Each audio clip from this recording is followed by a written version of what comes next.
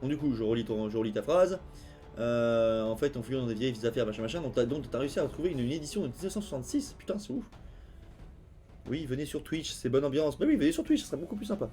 Mais c'est quoi ton Twitch, mon cher lecteur? Eh bah, c'est Galethorn. C'est pas compliqué, sur tous les réseaux, vous tapez Galethorn, vous me trouvez. YouTube, Twitch, TikTok, Instagram, Twitter, j'ai déjà dit. Voilà, vous me trouverez. Vous me trouverez, vous me trouverez.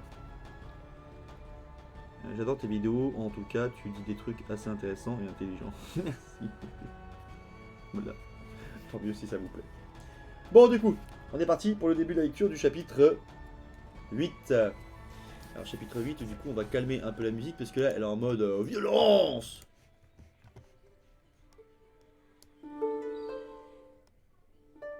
Voilà.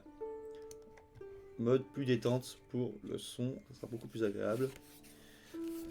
Et on est parti du coup pour la lecture du chapitre 8. Ils marchèrent à la file.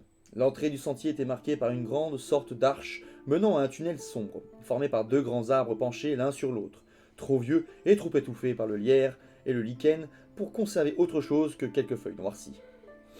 Le chemin lui-même serpentait étroitement à travers les fûts des arbres. Bientôt, la clarté de l'entrée se réduisit à un minuscule trou de lumière loin derrière. Un profond silence s'installa, et leurs pas semblaient résonner avec un bruit sourd tandis que les arbres se penchaient vers eux pour écouter.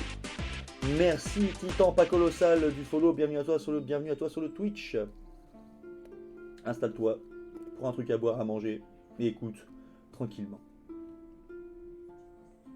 À mesure que leurs yeux s'habituaient à la pénombre, ils purent discerner dans la forêt environnante comme un faible miroitement de verre.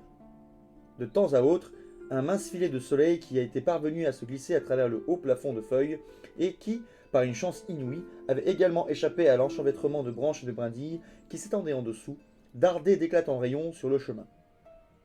Mais ces éclaircies étaient rares, et bientôt elles cessèrent complètement. Le bois était peuplé d'écureuils noirs, quand son regard perçant et inquisiteur se mit à distinguer des choses. Bilbo put les voir traverser le sentier de manière fugitive, pour se cacher derrière des troncs d'arbres. Il y avait aussi d'étranges bruits, des grognements, des piétinements et des fuites précipitées, dans les sous-bois et parmi les feuilles qui s'amoncelaient indéfiniment sur le sol de la forêt. Mais l'origine de ces bruits demeurait un mystère. Le plus troublant était cependant les toiles d'araignée, sombres et denses, au fil extraordinairement épais, mais qui s'étendaient souvent d'arbre en arbre, ou s'entremêlaient dans les branches basses de part et d'autre du sentier. Celui-ci n'était jamais traversé de toile, soit parce qu'un charme magique le gardait libre d'obstacles, soit pour quelque autre raison, mais il n'aurait su le dire. Ok, je dirais le passage de la forêt noire, c'est ça. Seigneur des Anneaux? Non, c'est le Hobbit. Je lis le Hobbit. Non mais le chat, vous vous êtes planté, je vous dis je lis le Hobbit, pas le Seigneur des Anneaux. C'est marqué dans le titre, bande de glands. Et vous êtes cons. Arrêtez d'être cons, putain, bande de cons. C'est quoi cette communauté de connards? C'est des cons. Non, du coup, c'est le Hobbit, c'est pas le Seigneur des Anneaux, le chat, vous êtes planté. Un des passages préférés du livre. Il y a que ça, chaque passage, chaque truc est un passage préféré dans ce bouquin. Tonton Gaëtan nous lit le Hobbit. Oui. Non, non, je comprenais pas ce que vous voulez dire, Seigneur des Anneaux. Ah, d'accord, ok. Merci, de rien. Ah. Ils ne tardèrent pas à détester la forêt, aussi cordialement qu'ils avaient pu détester les tunnels des gobelins, car ils avaient encore moins d'espoir de la voir prendre fin un jour. Mais ils n'eurent d'autre choix que de continuer à marcher longtemps après avoir souhaité revoir une parcelle de ciel et de soleil où sentir le vent leur frôler les joues. Car dans l'obscurité de la forêt, il n'y avait aucun déplacement d'air et tout était toujours d'un calme suffocant. Même les nains le sentaient eux, qui avaient l'habitude des souterrains et qui pouvaient passer des jours sans jamais voir la lumière.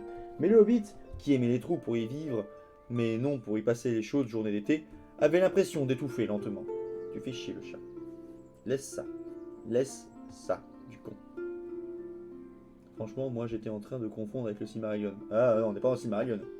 J'adore ce concept, continue comme ça. Bah merci. De toute façon, à Aiden, je t'invite à venir sur Twitch si tu veux avoir surtout un meilleur son et surtout le son musical en fond, même si je pense que tu l'as là. Mais tu auras un meilleur son sur Twitch. Je t'invite à venir sur Twitch, comme ça, bah du coup, tu verras aussi d'autres lives. Parce que j'en fais 3 par semaine.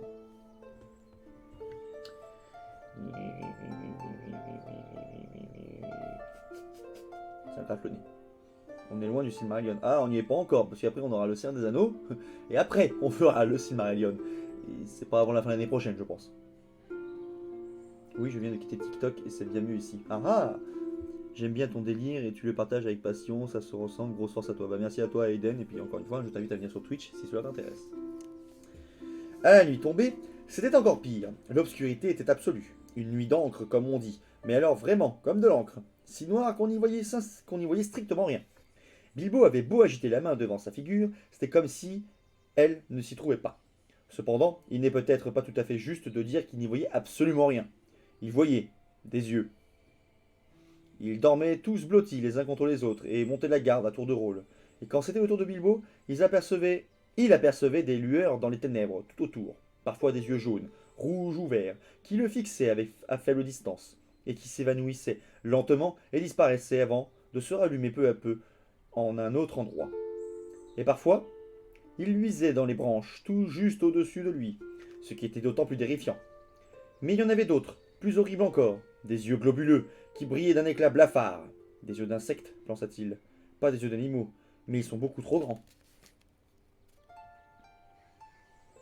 Plus les contes des gens inachevés. Oui, c'est vrai, et après on finira avec les contes des gens inachevés après le Silmarillion. Même s'il ne faisait pas encore très froid,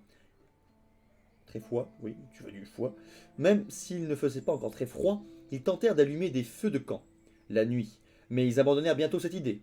Cela semblait attirer des centaines et des centaines d'yeux tout autour d'eux, même si ces créatures, peu importe ce qu'elles étaient, prenaient toujours soin de ne pas montrer leur corps à la lueur des flammes. Pire encore, cela attirait des milliers de papillons de nuit, noirs ou gris foncé, parfois presque aussi gros que la main, qui voletaient et bourdonnaient à leurs oreilles. Ils ne purent le supporter, pas plus que les énormes chauves-souris noires comme des hautes... pas plus des chauves-souris noires comme des hauts de forme. Alors ils cessèrent d'allumer des feux et restèrent à somnoler dans les ténèbres gorgées de mystère. Ça gratte le nez. Tout ceci s'étira pendant ce qui sembla des éternités, aux yeux du hobbit. Je referme ma phrase. Tout ceci s'étira pendant ce qui sembla des éternités aux yeux du hobbit. Et il avait toujours faim, car ils ménageaient beaucoup leurs provisions. Mais les jours s'écoulaient, la forêt gardait toujours le même aspect, et leur inquiétude grandissait.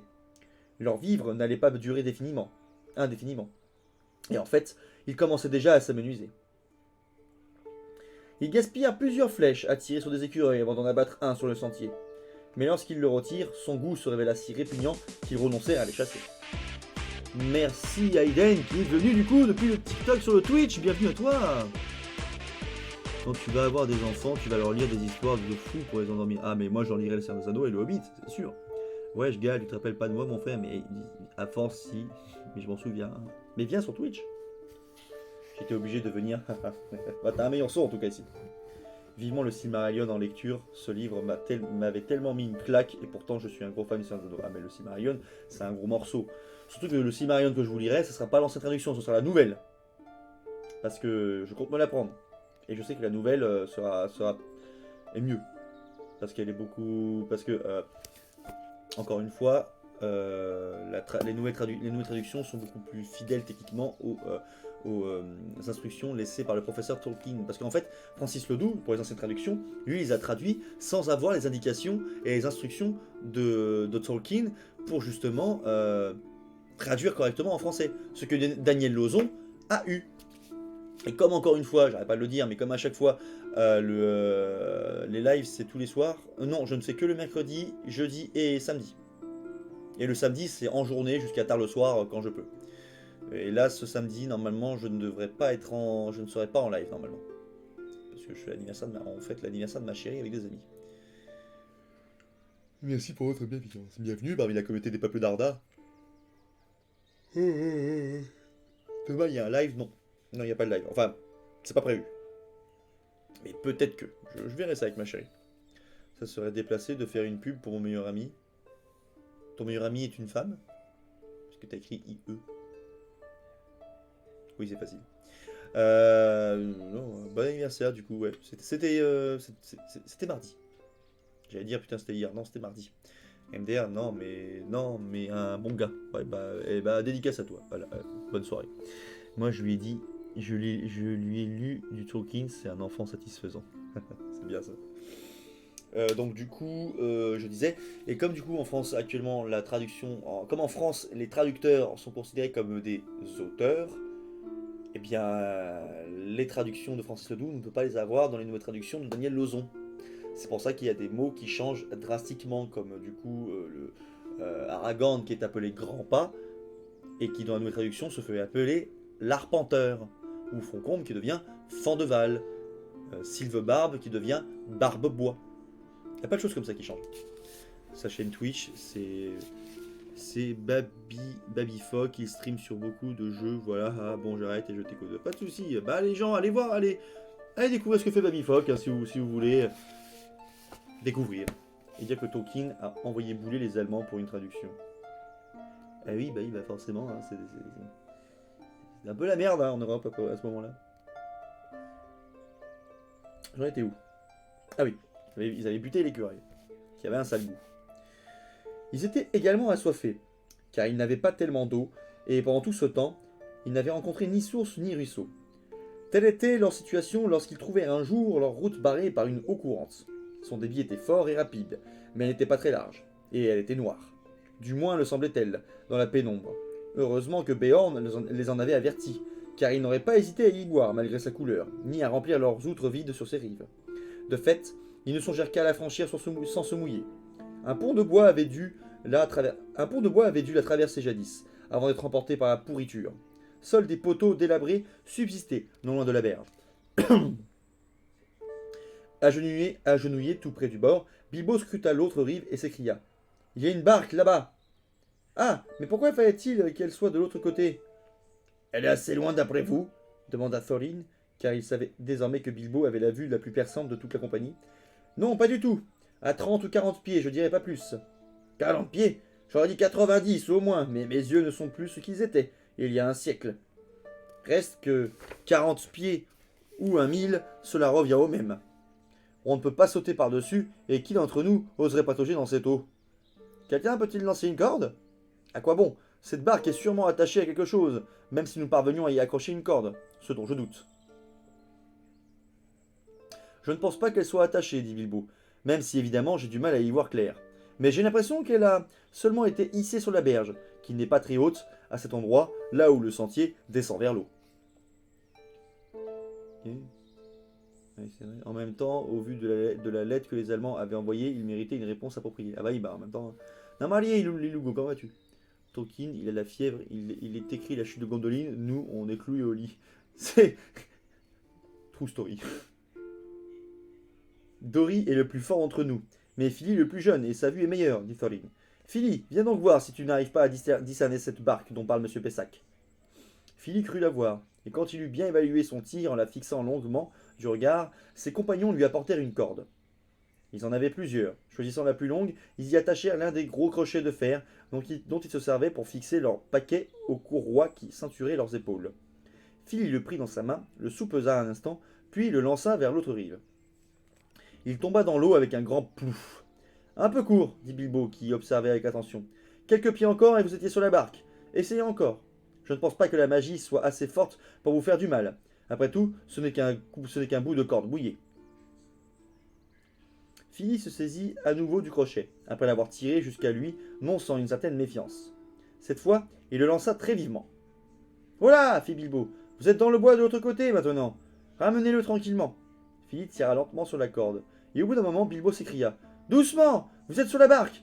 Espérons que le crochet va prendre. Ce fut le cas. La corde se raidit, et Fili tira en vain.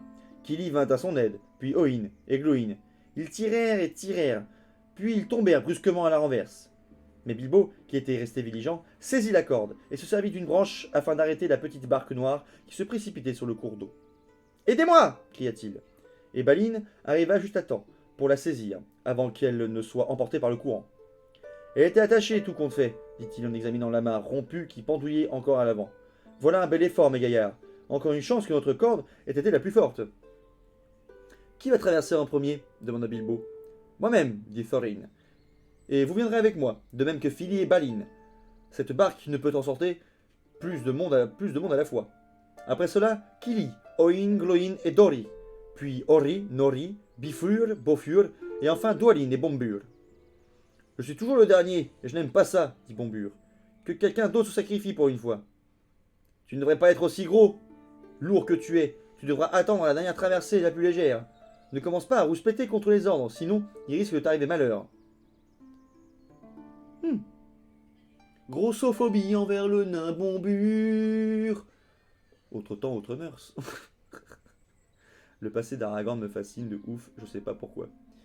Bah parce que Aragorn en fait c'est un personnage ultra important dans l'univers des Seigneur des Anneaux. C'est quand même le descendant d'une prestigieuse lignée, promu à un destin incroyable, utilisant une arme légendaire, ayant été élevé par des mecs, par des types et légendaires, ayant épousé une femme elfe légendaire.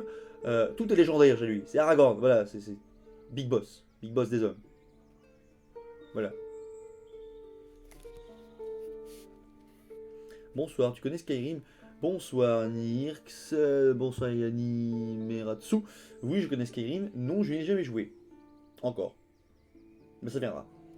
À la rentrée, normalement, rentrée 2022, je compte commencer les let's play sur le jeu. Enfin, c'est ce que j'avais prévu. Bonsoir Marcel Potoulac.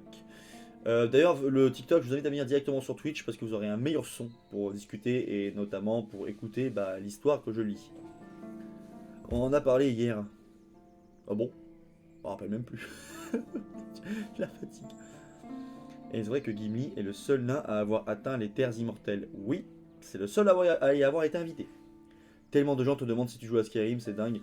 Bah en même temps, c'est un des univers de fantasy les plus maintenant connus. C'est quand même Skyrim, c'est un monstre quoi quand même. Ça fait quand même plus de 10 piges que le jeu est toujours autant joué par les joueurs. Il est tout le temps sur chaque plateforme, il est remis à jour. Il y a une énorme communauté de mod, il y a une énorme communauté de modeurs. C'est devenu un jeu mythique. Et dans le monde des jeux de rôle, et de la fantasy, c'est devenu un univers mythique le Skyrim.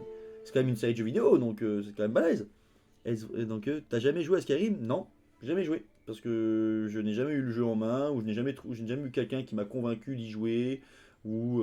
Enfin, je saurais pas trop dire, en fait. C'est juste que j'avais pas le jeu et que j'avais jamais pris le temps d'y jouer. Je jouais pas beaucoup à des jeux qui étaient extrêmement chronophages, à part les jeux de stratégie. Mais ça, c'est autre chose, ça, c'est un amour inconditionnel que j'ai envers eux. Les jeux de stratégie et de gestion. Skyrim est tellement recyclé que c'est devenu une norme environnementale. c'est pas mal, ça. J'attends le The Elder Scroll 6. Bon, on verra bien. Moi, moi j'ai joué qu'à Oblivion. J'ai juste joué à Oblivion. Mais je me rappelle plus du tout de l'histoire. Alors là, si vous me demandez qui je jouais tout ça, je jouais généralement des humains. Donc je crois que c'est les Impériaux qui s'appelaient dans Oblivion. Mais voilà, moi j'ai joué qu'à Oblivion. Alors. Reprenons. Donc encore une fois, le TikTok, venez sur le Twitch, vous aurez un bien meilleur son. De cette façon, ils eurent tous bientôt traversé la rivière enchantée sans encombre. Dolin avait enroulé la corde à son bras et venait tout juste de mettre pied à terre, non sans difficulté, et Bombur, qui grommelait encore, se préparait à faire de même. C'est alors que le malheur arriva. Il y eut un bruit de course précipitée dans le sentier, et la forme d'un cerf surgit brusquement des ombres. La bête chargea les nains et les renversa, prête à bondir. Filant dans les airs, elle franchit la rivière d'un grand saut, mais elle n'atteignit pas l'autre rive saine et sauve. Thorin était le seul à être resté fermement sur ses gardes et sur ses jambes. Sitôt débarqué, il avait bandit son arc et préparé une flèche au cas où un éventuel gardien des eaux serait sorti de sa cachette. À présent, il décocha un trait rapide et précis sur l'animal en fuite, qui trébucha en atteignant l'autre rive. Les ombres l'engouffrèrent, mais très vite. Le son des sabots hésita et se tut. Avant qu'il n'ait pu saluer ce tir prodigieux, cependant, Bilbo poussa une horrible plainte qui chassa de leurs esprits toute idée de venaison. Bombur est tombé à l'eau! Il se noie! S'écria-t-il. Ce n'était que trop vrai. Bombur avait encore un pied dans la barque lorsque le cerf avait foncé sur lui et sauté par-dessus lui. L'embarcation s'était dérobée sous son poids. Quittant la berge, il avait perdu pied et était tombé à la renverse dans l'eau sombre. Ses doigts glissaient sur les racines visqueuses, tout près du bord, tandis que la barque disparaissait dans le courant, en tournoyant lentement sur elle-même. RIP, je t'invite à regarder le playthrough de Bob Lennon. Ah bah ça, là oui, si vous avez jamais joué à Skyrim, allez regarder les vidéos de Bob Lennon déjà. Il y a plus de 300 épisodes, de 400, je sais plus. Il va dormir 3 jours, le pauvre bon Dieu. Et son capuchon se voyait encore à la surface de l'eau lorsqu'ils accoururent. Sans perdre une seconde, ils lui lancèrent une corne munie d'un crochet. Sa main le saisit et ils le hissèrent sur la rive. Il était trempé des cheveux jusqu'aux bottes, évidemment, mais il y avait pire. Quand ils l'allongèrent sur la berge, il dormait déjà d'un profond sommeil, et sa main agrippait la corde avec une telle force qu'ils ne purent lui faire lâcher prise. Et malgré toutes leurs tentatives, impossible de le tirer du sommeil, où il était plongé. Ils étaient encore assis autour de lui, le maudissant sa maladresse, déplorant leur malchance et regrettant d'avoir perdu l'embarcation qui leur eût permis d'aller chercher le cerf, quand ils perçurent une sonnerie de cor, résonnant faiblement dans les bois, et des aboiements de chiens au loin. Ils devinrent tout à coup silencieux, dressant l'oreille, et il leur sembla qu'une grande chasse se déroulait au nord du sentier, sans qu'ils voient autant, quoi que ce soit. Hey, salut 50 ans d'histoire. Bob, le fameux sosie de Gaël, tout à fait. C'est pas Galethorn qui est sosie de Bob Lennon, c'est Bob Lennon qui est le sosie de Galethorn, n'est-ce pas? Tiens, d'ailleurs, je vais aller me chercher un verre d'eau. Parce que la lecture, ça assèche le gosier. Profitez-en pour aller vous chercher un truc.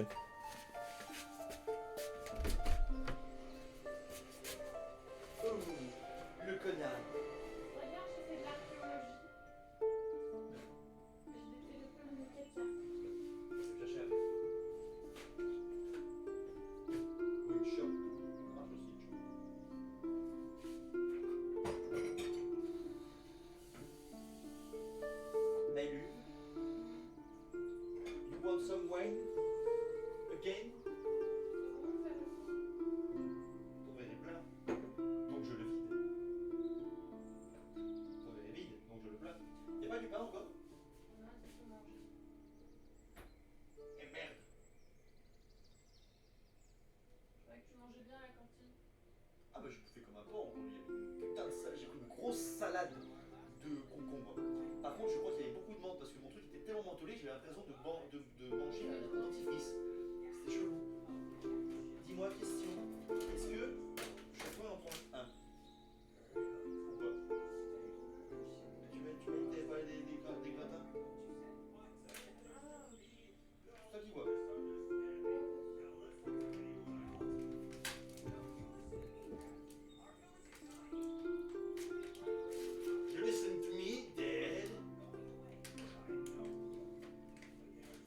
Ta mère, retourne te coucher. Mais t'es déjà avec moi. Reviens. Viens, mais j'ai les mains prises. Il va venir tout seul, ce con. Il va venir tout seul. Du con, viens ici. Voilà. Viens, mon chat. Ce chat arrive, je lui dis viens, il fait une glissade sur le bouquin. Ah putain, t'as appuyé sur une touche. Du con. Le chat. Oui, le chat, oui. MDR, chez lui, il y a de quoi armer la Russe de Kiev. Oui, vive les Russes de Kiev. Je viens d'aller voir qui est Bob Lennon, mais rien à voir, aucune ressemblance. Bah pourtant, les gens trouvent que je lui ressemble. Et c'est comme ça depuis au moins 1 an et demi. Hein. J'adore ton contenu, merci à toi, Zunkai. Je pense regarder après le live de Gaël. Je vais être plus concentré à écouter, j'ai fini de jouer avec ma petite sœur de cœur. Trop mimes le chat, oui c'est un connard surtout. Il me pète les roupies. On en a combien? On en a 2. On a 2 chats. Le croque-mou. Croque-mou c'est le noir. Oh mon dieu le N-word. Croque-mou c'est le noir. Et Chiran c'est le rouquin. Si en vrai il y a un petit air du Lennon. Surtout que j'ai les cheveux beaucoup plus longs que lui. Mais pendant la période où j'avais les cheveux encore assez courts, ah ça arrêtait pas dans tous les commentaires. Hey Bob Lennon, hey Bob Lennon. Putain, et on live tout le temps, c'est Bob Lennon. C'est marrant. Ah bah tiens, quand on parle du rouquin, il monte sa gueule. Il est plus jeune aussi. Ah bah oui en même temps. Hein. J'ai la vingtaine, lui a la trentaine. Quand j'y pense, Fanta et Bob m'ont éduqué. Il y a beaucoup de personnes ça fait ça. Bah d'ailleurs c'est génial parce que pendant le Z-Events, comme les gens ont exposé la barre de dons de Bob, Il a appelé Fanta. Et du coup, on a eu Fanta pendant la live, c'était vraiment cool. Ils ont même joué ensemble. Sans oublier Ibra TV. Maintenant c'est Ibra TV. Et les cheveux longs, Ibra TV. Attention avec le N-word, Twitch apprécie pas des masses. C'est un mot, c'est noir. Après, c'est débile si le machin comprend. Mais non, j'ai raté ça. Ah bah, après, non, mais il y a la rediff sur le live de, je crois, sur la chaîne de Bob. Yo, salut Omega. Tu manges quoi? Bah, il y a des sandwichs dans le frigo. Et c'est cheddar, jambon. Et de la salade à l'intérieur. Voilà. J'avais un creux. J'aimerais trop rencontrer Bob. Bah, Kat, elle a déjà rencontré Bob. Ça t'arrive de te doucher? Pourquoi tu te laves pas, toi? Désolé pour toi si tu pues. Pourquoi il y a si peu de gens? Ton compte est super pourtant. Bah, c'est comme ça. Voilà. La période où je faisais des lives tous les jours, quand j'ai dépassé les 1000, j'arrivais à des pics à 60 personnes. Hein. Quand Fanta a annoncé son départ, j'ai pleuré premier degré. T'écoutes quoi comme style de musique? De tout. Du rap, du métal, du classique, du pagan, de l'électro, de dubstep, hard bass, des trucs un peu inédits. J'écoute un peu de tout. Moi, à partir du moment où le son va me plaire, si j'accroche, voilà, tant mieux. Alors, les Z-Events, je sais pas, car l'association est dirigée par une ou plusieurs personnes, ce qui veut dire. Quoi? Tu connais le jeu Crusader? Oui, les jeux Paradox, je connais. Moi, j'ai fait les Hearts of Iron surtout. Ah ouais, c'est pareil, c'est cool. Bah, j'écoute de tout. Après, ça va dépendre. Il y a des sous-genres, des fois, que je vais pas aimer, par exemple. Tu connais le groupe Silencer? Non. Du beurre de cacahuète. Pour être déjà allé à plusieurs conventions où était Bob Lennon, pouvoir lui causer, c'était long, très long. J'imagine bien. Vaut mieux être un peu actif. Vaut mieux être peu et actif? Dans quel sens? J'ai pas compris. Sur TikTok, le contenu est orienté sur les trucs perso, physiques, les rapports homme-femme. Oui, c'est tout le temps. C'est à l'image de notre époque. Hein. Que penses-tu de la nouvelle série C'est un anneau qui va sortir? Bah, je peux pas en penser grand chose, hormis le fait que je suis très impatient de la voir. Tu connais Sabaton? Oui. J'aimerais vraiment les voir en concert, eux. Quelques contes d'artisans, ou comme toi, avec quelque chose de différent. Ça va le chat, arrête de paniquer. Miaou. Miaou. Ah! Donc du coup, je bois mon verre d'eau, et on mettra fin à la petite pause. Que l'argent vient directement dans les poches des proprios et très certainement des fraudeurs. Eh ben on voit que tu connais pas le Z-Event. Hein. Moi je suis Z-Event moi maintenant depuis j'avais suivi un tout petit peu en 2019, mais c'est vraiment en 2020 où j'ai commencé à suivre surtout avec ma chérie. Et Z-Event ça va pas dans la poche des gars. Hein. Ça va dans la poche des assos qu'ils envoient. Donc en fait non, ça c'est des clichés ça. C'est juste ou alors de la jalousie mal placée de certaines personnes. Waouh, respect pour l'attente du Bob en convention. Moi, je pourrais pas, pourtant, j'adore ce monsieur. Mieux vaut. Allez, vaut mieux être peu, mais actif sur tes streams. C'est vrai. C'est vrai que c'est bien. Effectivement, il peut y avoir pas beaucoup de personnes, mais les personnes sont actives. C'est vrai que c'est agréable, même si on n'est pas beaucoup, mais qu'il y a de l'activité dans le chat, ça fait plaisir. Quoi. Bonsoir, Marthe, j'en ai manié. Je trouve que beaucoup de gens ont 300 000 abos et 1000 actifs, et d'autres comme toi ont beaucoup d'actifs, même si tu as pas beaucoup d'abos. Ça dépend effectivement de la communauté après. Salut du coup F1 fans. Dis, j'ai une question, tes avis médiévaux, tu les achètes où?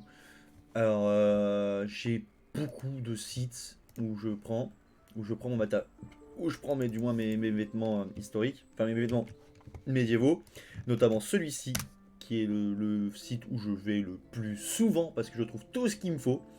Et si je trouve pas, bah généralement je trouve sur des fêtes médiévales et c'est fait par les artisans. T'as vu le dos de Squeezie? Il a fait un tatouage dans le dos, Squeezie? Je suppose que c'est ça, hein? Parce que sinon, non, j'ai pas vu.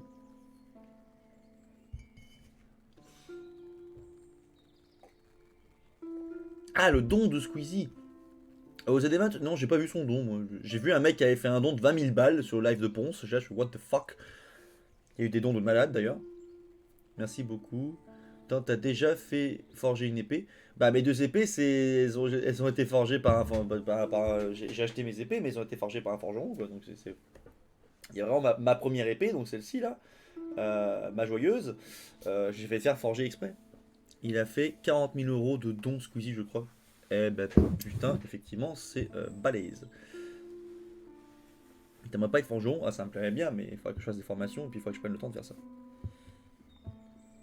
Merci beaucoup, je suis en pleine recherche d'habits, mais bon, c'est compliqué de savoir si c'est bien en qualité. Alors, la boutique médiévale, les vêtements de la boutique médiévale, au niveau qualité, c'est génial. Il y a vraiment, t'as vraiment une bonne. Pour les vêtements, tu as vraiment une bonne qualité. Donc les gens, si vous êtes intéressés par faire du costume médiévaux, enfin, ou si le Moyen-Âge vous intéresse, vous allez sur la boutique médiévale, vous allez trouver tout ce qu'il faut au niveau vêtements, chaussures, escarcelles, ceintures. Franchement, moi, c'est un site que je recommande. Je ne peux que vous recommander ce site-là. Pour commencer. Du coup, lancer une boutique. Ah non, mais j'ai rien à vendre, moi. Pourquoi tu. Enfin. Si, il y a bien, j'ai bien une boutique. J'ai une boutique et elle est sur le Utip.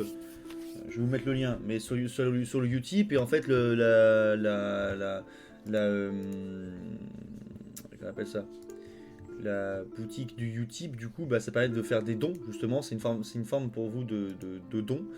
Et sur la boutique, bah, du coup, pour l'instant, il y a des. Alors, vous savez, vous pouvez acheter des t-shirts, des pulls, des coques de téléphone, mugs ou encore des posters à l'effigie des peuples d'Arda, enfin à l'effigie de ce que j'ai créé. Donc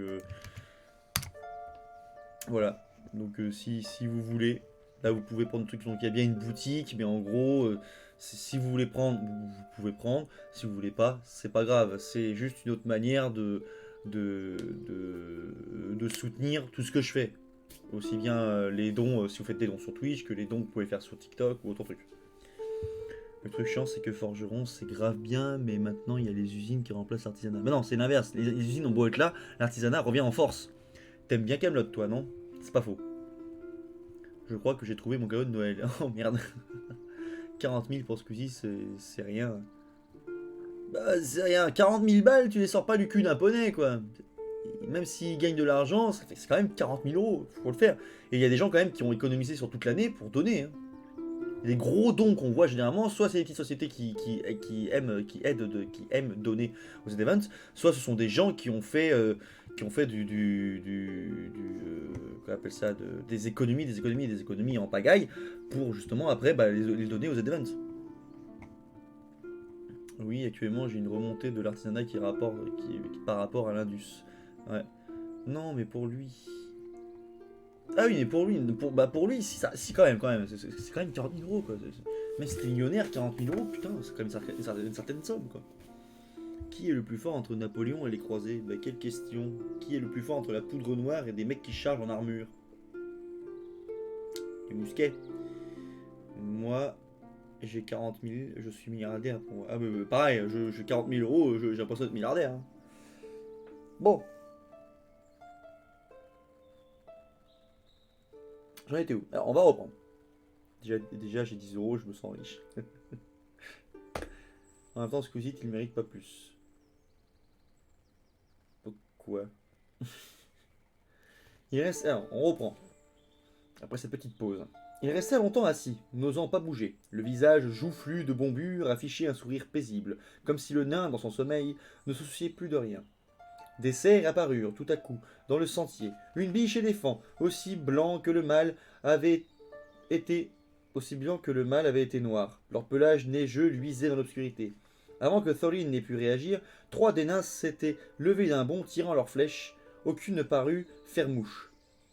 Les bêtes firent demi-tour et disparurent aussi silencieusement qu'elles étaient venues, tandis que les nains s'acharnaient sur elles en vain. Arrêtez, arrêtez s'écria Thorin.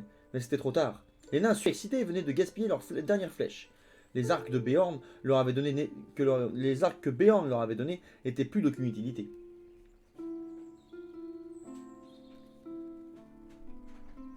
Rip pour la pub, ça m'a fait la même au début. Ah! Les joies de la pub. Tous fut d'humeur sombre ce soir-là, et ils ne cessèrent de s'assombrir dans les jours qui suivirent. En résumé, il y a des cerfs et des biches qui sont apparus sur leur chemin.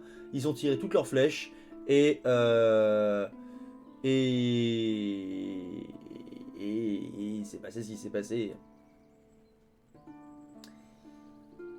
Ils ont raté et ils ont plus de flèches.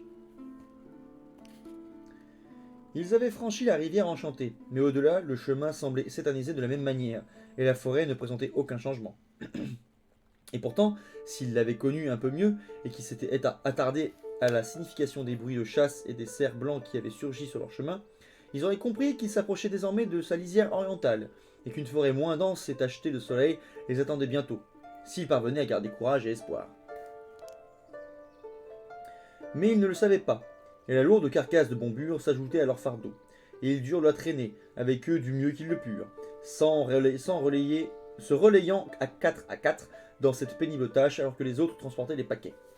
Si ces derniers ne s'étaient pas considérablement allégés dans les jours précédents, ils n'auraient jamais pu y arriver, mais ils auraient bien préféré de lourds chargements de nourriture à ce Bombure indolent et endormi.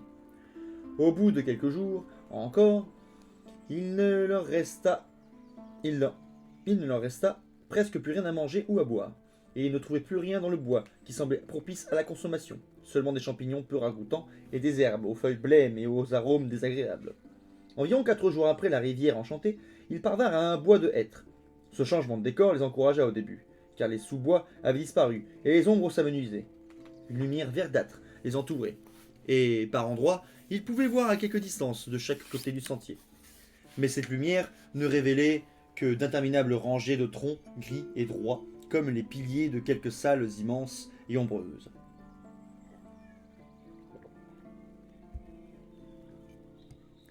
Dans ta manière de parler, tu me fais penser à mon grand frère. Amusant. Après, non, j'ai rien à dire. Mais cette lumière ne révélait rien. Il y avait un souffle d'air et un sifflement de vent, mais une impression de tristesse s'en dégageait. Les quelques feuilles qui tombaient doucement au sol leur rappelaient dans le monde extérieur la venue de l'automne. Et tandis qu'ils avançaient, leurs pieds foulaient les feuilles mortes que d'innombrables automnes avaient amoncelées en d'épais tapis rouges qui débordaient dans le sentier. Bombure dormait toujours, et les autres devenaient très las. Parfois, ils entendaient des rires inquiétants. Il y avait aussi des chants au loin, de temps à autre. J'en étais où? Ah oui. Les rires évoquaient de belles voix, et non celles des gobelins, et les chants étaient jolis, mais ils avaient une consonance étrange, et leur donnaient le frisson. Le frisson.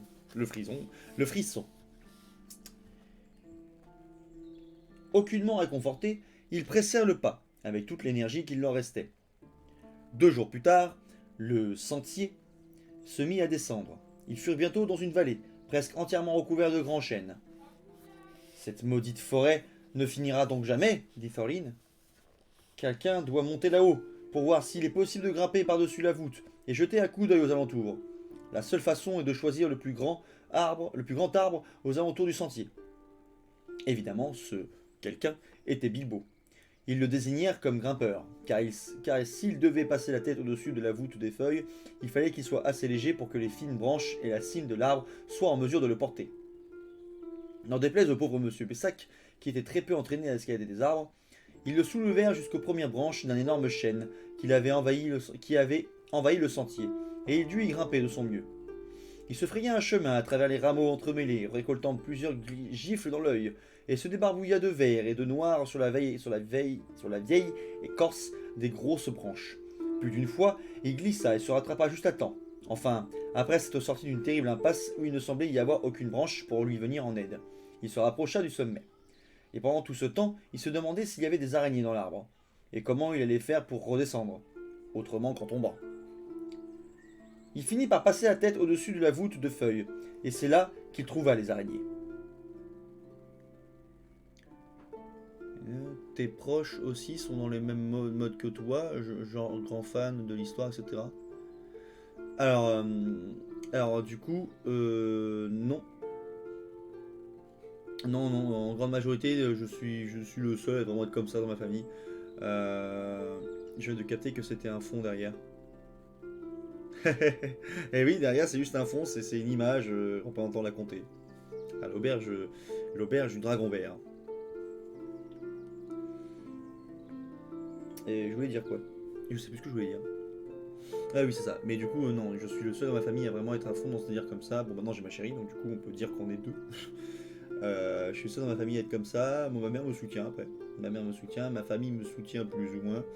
Enfin, surtout, mais vraiment ma mère. Ma mère, elle m'a toujours encouragé dans mes trucs et dans les trucs qui me font kiffer, tout ça. Donc, ouais. Ouais. Je suis, le seul dans je suis vraiment le seul dans ma famille comme ça. Non, mais quand je dis proche, je parle aussi de tes amis, proche de toi et dans tes amis. Ah, mais dans mes amis, mais en fait, tous mes potes sont à fond sont là-dedans, hein. La plupart de mes potes et de mes amis sont des gens du même milieu que moi. Donc des rôlistes, des reconstituteurs, des médiévistes, des antiquistes. Voilà quoi. Bonsoir Chloé Bello Bello. Paul George. Là. Et donc du coup, nous avons Bilbo qui est monté justement à l'arbre. Nous avons une magnifique illustration par Alan Lee avec notre Bilbon qui fait une tronche. Et ah, je vous montre là aussi. Ah, le Bilbon. Le Bilbon. D'ailleurs, je remarque depuis tout à l'heure que je n'ai pas inversé la caméra parce que vous avez tout à l'envers et c'est pas très logique. Voilà. Là, vous serez mieux. Ah, stylé. Mais c'était de toutes petites bestioles, comme on en voit tous les jours. Et elle chassait les papillons. Bilbo fut presque aveuglé par l'éclat du jour. Il entendait les nains crier tout en bas, mais ne pouvait leur répondre, seulement se cramponner et battre des paupières. Le soleil brillait très fort, et le hobbit mit du temps à s'y habituer. Puis il constata qu'il se trouvait dans un océan vert foncé, agité çà et là par la brise, et des centaines de papillons volaient tout autour. Ce devait être une sorte de grand Mars changeant, un papillon au reflet, violet qui adore se prélasser à la cime des chênes. Mais ceux-ci n'étaient pas violets du tout. Leurs ailes étaient d'un noir velouté, très foncé et sans tache. Bonsoir tous ceux qui arrivent sur le TikTok. Je vous invite à venir sur Twitch pour avoir un meilleur son. Le Twitch, c'est Galethorn, ça change pas.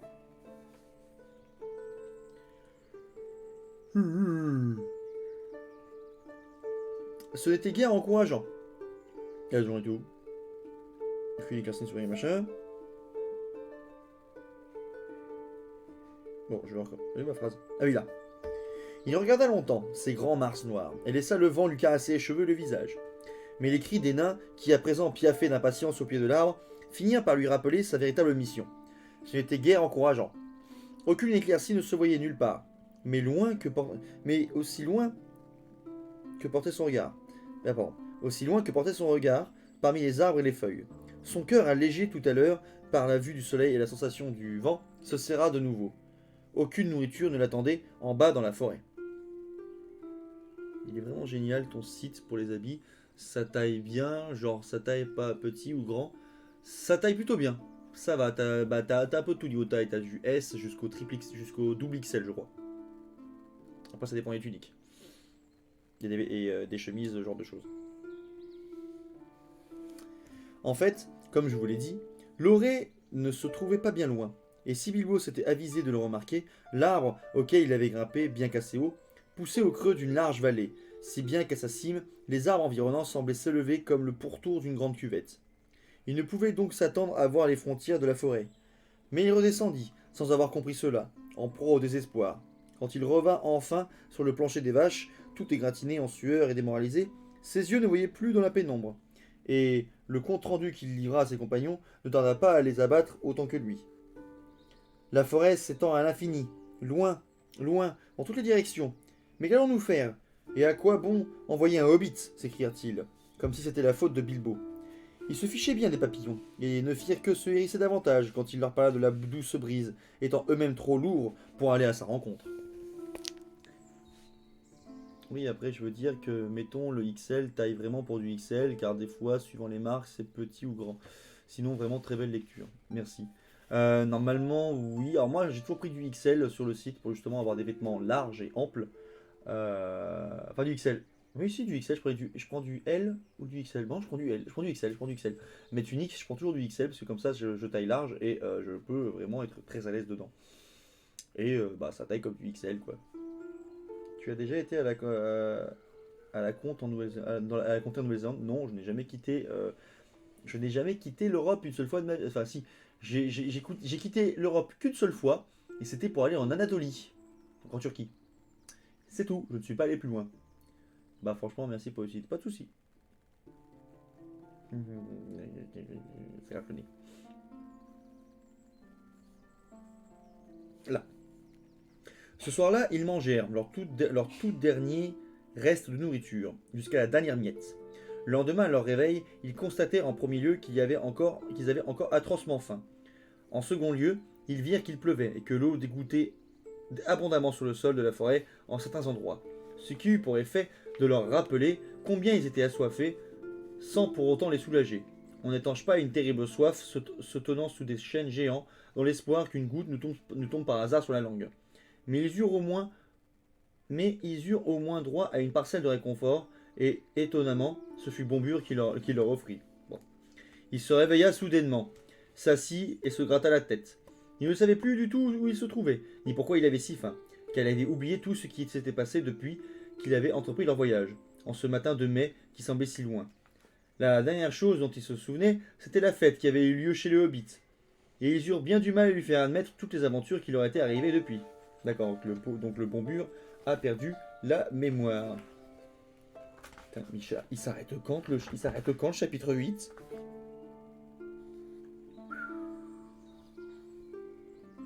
On est parti pour encore 20 pages, les amis. 20 putains de pages. Tu vois, j'ai où en Europe? Bon, la Hongrie, parce que mon père habitait là-bas, donc du coup, j'y allais quasiment tous les ans depuis que j'étais tout petit. Donc, la Hongrie. La Hongrie, la Slovénie, la République tchèque, l'Autriche, l'Allemagne, la Belgique, l'Espagne, l'Italie, la Croatie.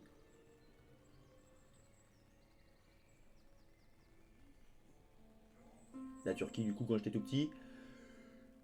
La Finlande, mais ça, j'en ai aucun souvenir. J'étais bébé quand on est passé là-bas avec ma mère et mon père.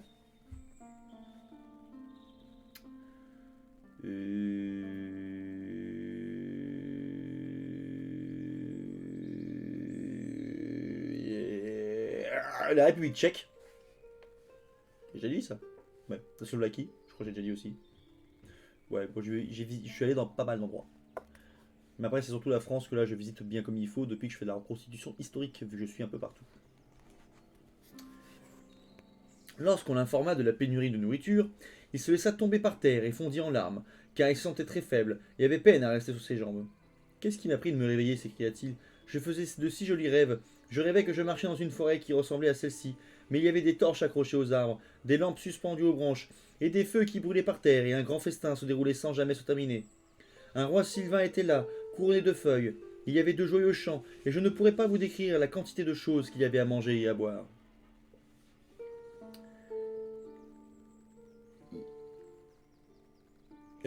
Inutile d'essayer, dit Thorin. En fait, si tu n'as rien d'autre à nous dire, tu ferais mieux de te taire, car tu as déjà assez abusé de notre patience. Si tu ne t'étais pas éveillé, nous t'aurions laissé ici à tes rêves stupides. Si tu n'es pas très... Ah, tu n'es pas très amusant à porter, même après des semaines de privation. Il ne leur restait plus qu'à serrer leur ceinture autour de leur ventre, affabés, à hisser leurs sacs et leurs paquets vides sur leurs épaules, et à poursuivre leur chemin, sans grands espoirs d'en voir la fin, avant de s'effondrer et de mourir de faim. Ils marchèrent ainsi toute la journée, avec lenteur et lassitude, mais Bombure ne cessait de répéter que ses jambes ne pouvaient le porter, qu'il voulait s'allonger et dormir. Tu es allé où en France? Tu es déjà venu sur Angers? Alors je suis déjà passé par Angers, m'y être arrêté non, mais passer par Angers, oui, c'est quasiment tous les ans parce que je vais faire des GN qui sont dans la région d'Angers. Notamment il y avait le GN justement de Candoria qui est à Saint-Georges-sur-Loire. Là en septembre, j'étais organisateur sur un GN au domaine d'Igné, donc sur le terrain de Auze. Donc Angers, je suis déjà passé plusieurs fois en bagnole, mais je me suis jamais arrêté pour l'instant. Après, sinon, j'ai fait Orléans, Rouen, Sedan, Lille, Caen. Non, pas Caen encore. bon, Jumièges, Montépillois, le château de Montépillois. La Dordogne, tu es déjà venu. Alors, j'arrive pas à situer bien comme il faut la Dordogne sur la map, mais pour toutes les fêtes médiévales que je fais, toutes les manifestations médiévales que je fais, ont lieu en grande majorité au nord de la Loire. Par contre, la Bretagne, j'y suis allé souvent. Saint-Nazaire, Brest, ce genre de choses. Salut, ça va bien et toi, Jamel? Il y a un truc qui est tombé là. Et à Baveux, je connais pas Baveux. J'ai pas bavé beaucoup. Bayeux. Bayeux, j'y ai pas encore foutu les pieds. Il y a plein d'endroits de toute façon en France que j'aimerais faire. Il y a beaucoup de villes et de villages que j'aimerais découvrir et qui sont super intéressants parce que l'histoire de France est super intéressante. Donc découvrons notre pays. Où en étais-je? Ah oui. Il ne leur restait plus qu'à serrer leur ceinture, machin, et s'effondrer. Ils marchèrent ainsi toute la journée. Alors, ils marchèrent ainsi, faut faire la liaison. Ils marchèrent ainsi toute la journée, avec lenteur et lassitude. Mais Bombure ne cessait de répéter que ses jambes ne pouvaient le porter, qu'il voulait les allonger et dormir. Pas question, dirent ses compagnons. Tes jambes peuvent bien souffrir un peu. Nous t'avons porté assez loin. Qu'à cela ne tienne. Il refusa soudain de faire un pas de plus, et se jeta à terre. Continuez puisqu'il le faut, dit-il. Je vais juste m'étendre ici, et dormir, et rêver de nourriture. S'il n'y a pas d'autre moyen d'en trouver. J'espère ne plus jamais me réveiller. Montpellier, t'y es allé? Hormis passer il m'emmerde, je ne peux pas. Hormis passer en train, sinon, non. Tu lis le Seigneur des Anneaux? Non, je lis le Hobbit. Je lis le Hobbit en direct sur Twitch. Donc viens sur Twitch, comme ça tu auras un meilleur son. Le Twitch, c'est Galétorn, ça n'a pas changé. La Dordogne, c'est dans le sud-ouest, au-dessus de la Haute-Garonne et à droite de la Gironde. Ah, c'est par là, d'accord. Bah, du coup, non, j'ai pas trop foutu les pieds en Garonne. La France est énorme, sans oublier les îles, etc. Ah, bah, la France, ça reste un gros pays. On dirait pas comme ça, mais ça reste un gros pays. Il a trouvé, j'espère, depuis jamais me réveiller. À cet instant précis, Balin, qui marchait un peu en avant des autres, s'écria. Qu'est-ce que c'est que ça? J'ai cru voir une lueur dans la forêt. Tous regardèrent et virent. À bonne distance, semblait-il, une lueur rouge dans l'obscurité. Puis une autre s'alluma à ses côtés, et encore une autre. Même Bombure se leva, et ils pressèrent le pas, sans même se demander si c'était des trolls ou des gobelins. La lumière se trouvait à gauche du sentier, quelque part en avant, et lorsqu'ils la rejoignirent, enfin, il apparut clairement que des torches et des feux brûlaient sous les arbres, assez loin en bordure du chemin. On dirait que mes rêves se réalisent, halta Bombure, resté à la traîne. Il voulait se précipiter tout droit vers les lumières, à travers la forêt. Mais les autres ne se rappelaient que trop bien les avertissements du magicien et de Béorn. À quoi bon un festin, dit Thorlin, s'il n'y a pas moyen d'en revenir vivant? Mais sans un festin, nous ne serons plus vivants pour très longtemps, répondit Bombure. Bilbo ne pouvait être plus d'accord. D'autres, cependant, n'étaient pas du même avis, et ils débattirent longuement de la question. Ils finirent par convenir d'envoyer 2 espions, lesquels devraient s'approcher discrètement des lumières afin d'en apprendre davantage. Mais qui allait se prêter à l'exercice? Ce fut un tout autre débat, car personne ne voulait risquer de se perdre et ne plus jamais retrouver ses amis. Au bout du compte, en dépit de tous les avertissements, la faim eut raison de leurs craintes, car Bombure ne cessait d'évoquer toutes les bonnes choses qu'on mangeait dans son rêve, au festin des bois. Tous quittèrent alors le sentier et plongèrent dans la forêt, ensemble. Bonne lecture, merci Jamel. Salut ex-ghost. Tu penses qu'il est plus fort niveau combat entre un chevalier? Tu penses qui est le plus fort entre un chevalier et un viking, un samouraï, soldat empire, mongol, tout ça? Bah encore à corps, ça va être techniquement un chevalier de type 15e, donc c'est encore autre chose. Il y en a qui osent dire que Paris c'est la plus belle ville, MDR, PTDR, ouais en arrière. Alors c'est une des plus belles villes de France, oui, mais je ne pense pas que ce soit la plus belle. La petite fierté d'à côté de chez moi, en Dordogne, c'est la 5e plus long siphon du monde, et on n'a pas trouvé le bout. C'est comme le siphon d'un évier! Paris, c'est pas la plus belle, il y a plein de petits villages qui sont plus beaux. Oui, mais après c'est des villages, c'est pas des villes. Et pour anecdote, Nicolas Hulot y a plongé dans ce siphon le doux du colis. Ça dit quelque chose, le doux du colis, je crois que j'avais déjà entendu parler de ça. Mais oui, genre ma ville, Angers, c'est une petite ville, pas très connue, mais c'est vraiment magnifique. Bah à chaque fois, le peu de fois où je suis passé en bagnole et que je passais notamment près du château d'Angers, J'avais qu'une envie, c'est d'aller dans le château d'Angers et visiter. Après une longue avancée furtive qui se termina à quatre pattes, ils aperçurent cachés derrière des troncs d'arbres une grande clairière déboisée, au sol nivelé. Beaucoup de gens y étaient réunis qui ressemblaient à des elfes, tous vêtus de vert et de brun, et assis sur des tronçons d'arbres coupés, disposés en un grand cercle. Un feu brûlait au milieu et des torches flambaient accrochées aux arbres alentour. Plus fabuleux encore, tous ces gens mangeaient, buvaient et riaient joyeusement. Le fumet de viande rôtie était si alléchant que sans consulter personne, tous se levèrent et se précipitèrent en avant avec la seule idée de quémander de la nourriture. Le premier nain n'avait pas mis un pied dans la clairière que toutes les lumières s'éteignirent comme par magie. Quelqu'un donna un coup de pied au feu et celui-ci monta en une colonne d'étincelles brillante et disparut. Ils étaient perdus dans un océan noir et n'arrivaient même plus à se retrouver, du moins pas pendant un moment. Après s'être empêtrés dans les ténèbres et trébuchant sur des rondins, se cognant à des arbres, appelant et criant pris de panique, jusqu'à en réveiller tout ce qui pouvait habiter la forêt à des lieux à la ronde, ils parvinrent enfin à se réunir et à compter des têtes. À ce stade, bien entendu, ils n'étaient plus du tout sûrs de la direction du sentier. En fait, ils étaient complètement perdus, du moins jusqu'au lever du jour. Le château d'Angers... Attends quoi? Oui, c'est assez beau et surtout très profond. De grands plongeurs y ont plongé sans jamais arriver au bout faute d'air. Le château d'Angers, je passe H24 à côté, après c'est en ville, c'est en ville donc logique. Nantes aussi c'est beau. Oui, je suis déjà allé à Nantes en plus. J'apprécie les fruits au sirop. Guerre, salsifie. Oui, le chat. Vers chez moi, j'ai un village qui s'appelle Collonges-la-Rouge. Un village que de pierres rouges qui est juste splendide. Ah, je veux bien croire ça. Je veux bien.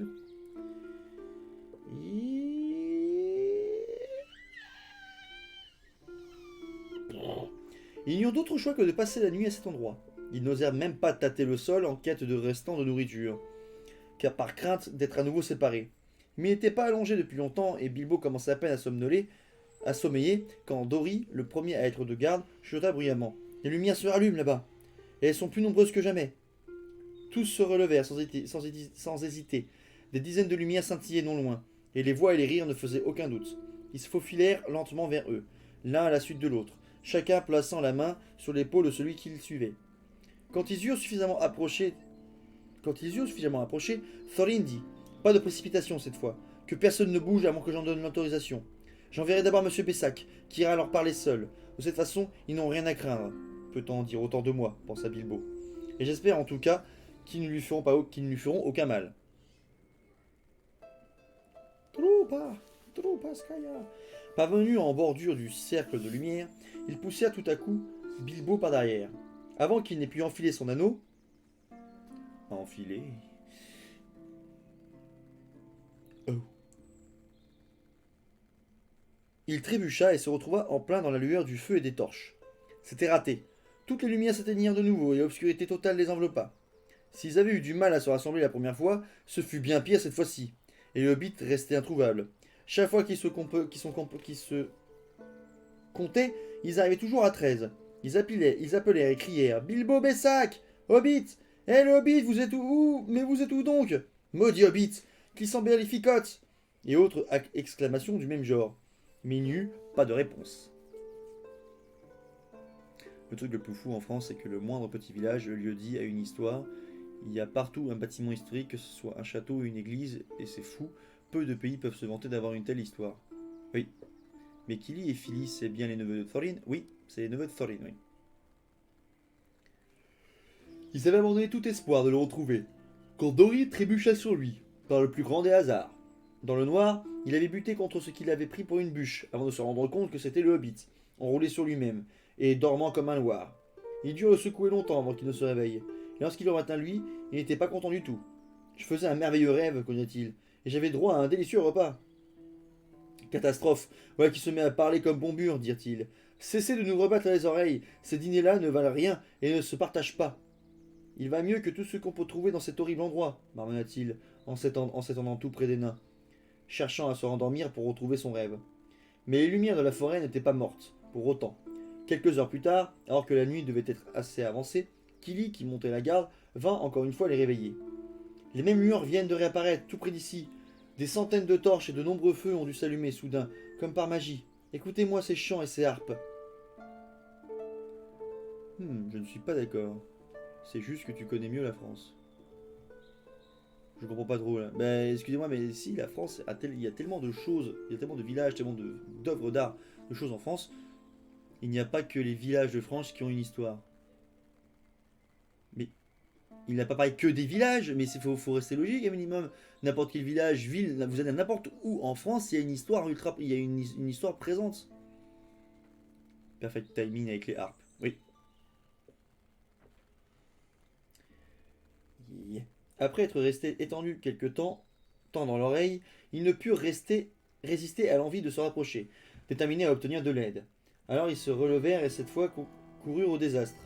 Le festin qui s'offrait à leurs yeux était encore plus grandiose qu'avant, et au bout d'une longue rangée de convives était assis un roi sylvain aux cheveux dorés, couronné de feuilles comme Bombure. Il l'avait vu dans son rêve.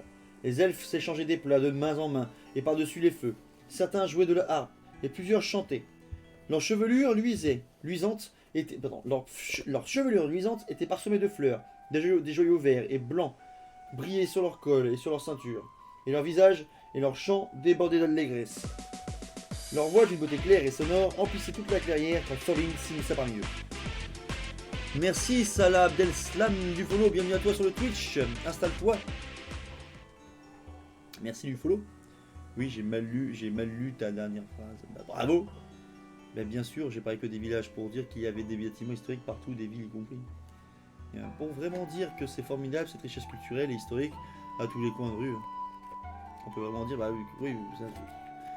Bah en fait, j'ai envie de vous dire, la France, mais n'importe quel pays d'Europe, surtout occidentale, on a une richesse historique qui est absolument dingue, parce qu'en Europe occidentale, bah, les ruines ont été conservées, disons, longtemps. Qu'est-ce que tu branles? Hé, qui tu fous? Peut-être aller choper le chat, je pense. J'en étais où? Un silence de mort s'abattit soudain. Toutes les lumières s'éteignirent. Les feux s'évaporèrent en colonnes de fumée noire. Des cendres et des poussières assaillirent les yeux des nains, et le bois résonna une nouvelle fois de leurs clameurs et de leurs cris. Bilbo se mit à courir en cercle, ou du moins le croyait-il, et à appeler en vain. Dori, Nori, Ori, Gloin, Fili, Kili, Bombure, Bifur, Bofur, Dwalin, Balin, Thorin, cul de chêne. Alors que d'autres qu'il ne pouvait voir ou sentir faisaient de même tout autour de lui, en y ajoutant Bilbo, bien sûr. La musique va être un peu plus fort. Voilà, pub de merde. Ah bah vous avez les pubs entre temps. Je suis désolé, mais c'est vrai que j'ai mis les pubs sur le Twitch maintenant, donc ça permet notamment, normalement, si je me rappelle bien, les pubs me permettent justement de gagner un petit peu de sous. Voilà. T'auras un cul de chêne, t'es sérieux? Oui, c'est t'auras un cul de chêne ou t'auras un bout rouge. Le bout rouge. Ah, vous devinez à quoi ça correspond? Sans pub, pire que TF1, vraiment. Alors non, en réalité, ce que je peux vous dire, c'est qu'il y a environ une pub toutes les demi-heures. Donc actuellement, en fait, en réalité, c'est la 3e. D'ailleurs, votre fait historique français préféré? Le fait qu'on a un roi de France qui est mort comme un gros con en courant la gueuse et qui s'est bouffé une poutre en pleine gueule et est mort 3 jours après. En ayant couru la gueuse. Ça, je vous avoue, c'est très marrant comme anecdote. Les pubs qui durent 30 secondes. Hey, désolé, c'est comme ça. Hein. Bonsoir, du coup, Koda420, bienvenue à toi. Business is business. Mais c'est pas contre vous, hein, c'est juste que j'ai mis ça en place parce qu'effectivement, bah, les pubs, techniquement, me rapportent un petit peu de thunes aussi. Tu veux une devinette? Fais péter le vendeur de choucroute. Alors que d'autres, qui ne j'ai vu, mais les cris des autres ne cessaient de s'éloigner et de s'affaiblir. Et s'il crut d'abord entendre des hurlements et des appels au secours loin dans la forêt, ils finirent par s'évanouir complètement, et le hobbit se retrouva, seul dans le silence total et le noir absolu. Il s'était rarement senti aussi désemparé, mais il ne tarda pas à se rendre compte qu'il était inutile de tenter quoi que ce soit, avant que le jour lui apporte un peu de lumière, et tout à fait insensé de partir à tâtons et de se fatiguer sans l'espoir d'un petit déjeuner pour lui redonner des forces. Alors il s'assit par terre, adossé contre un arbre, et se mit à songer encore une fois, ce ne serait pas la dernière, à son trou de hobbit, désormais loin derrière et à ses garde-manger mirobolants. Il était loin dans ses rêveries d'œufs, de bacon, de beurre et de toast, quand il sentit quelque chose le frôler. On eût dit une grosse ficelle collante qui se frottait à sa main gauche, et lorsqu'il tenta de remuer, il s'aperçut que ses jambes étaient déjà entortillées dans cette substance, si bien qu'en se relevant, il tomba à la renverse. Salut Bex. Je suis bleu, je suscite l'air. Qui suis-je? Le Viagra. Ceux qui sont sur le TikTok, je vous invite à venir tout de suite sur Twitch pour avoir notamment un meilleur son et pouvoir continuer la suite de l'histoire parce que le téléphone ne va plus avoir de batterie. Donc du coup, je vous invite à venir sur Twitch là maintenant tout de suite. Mon Twitch c'est Galethorn. Comme ça on pourra continuer de discuter car je suis déjà en live dessus. Donc du coup, pour ceux qui ne viendront pas sur Twitch, je vous dis une bonne soirée à tous et à je sais pas quand en live sur TikTok. Des bisous. Moi j'aime bien le fait qu'à la bataille de Waterloo, aurait pu être une victoire napoléonienne s'il n'avait pas eu des hémorroïdes. Et surtout si un de ses généraux l'avait écouté et aussi si le terrain n'avait pas été boueux. Parce que l'artillerie à faire bouger dans de la boue, putain c'est de la merde. En sachant que en sachant que les troupes de Napoléon et Napoléon surtout lui-même étaient spécialisés quand même dans l'artillerie. Ça me dérange pas les pubs, je ne peux pas prendre de sub pour le moment, alors regarder une pub pour soutenir un streamer que j'aime bien, c'est pas grand chose. Bah merci à toi Mendo, et c'est une très bonne façon de penser, ce que je fais pareil. Oh merde, relis bien l'énigme. Non mais si, j'ai bien relu l'énigme, c'est pour ça que je n'ai pas répondu, j'ai juste déconné en disant le Viagra. Pas bête la mouche hein. Tu streams sur YouTube, Twitch, TikTok en même temps. Waouh. Alors non pas sur YouTube, là je suis juste sur Twitch et TikTok. Mais là, TikTok, là, j'ai coupé là. Après, j'aime beaucoup, mine de rien, toute l'histoire et les gens autour des châteaux français, car pour imaginer des légendes, on est assez bon. Oui. Ah, ok. Bah voilà. Ne vous inquiétez pas. Votre serviteur a très bien vu qu'il avait marqué Sus Hitler. Merde, je l'ai dit. Plus la grosse araignée. Attendez, il tomba à la renverse. Puis la grosse araignée, qui s'était affairée à le ligoter pendant qu'il sommeillait, s'avança par derrière le Hobbit et se jeta sur lui. Par derrière.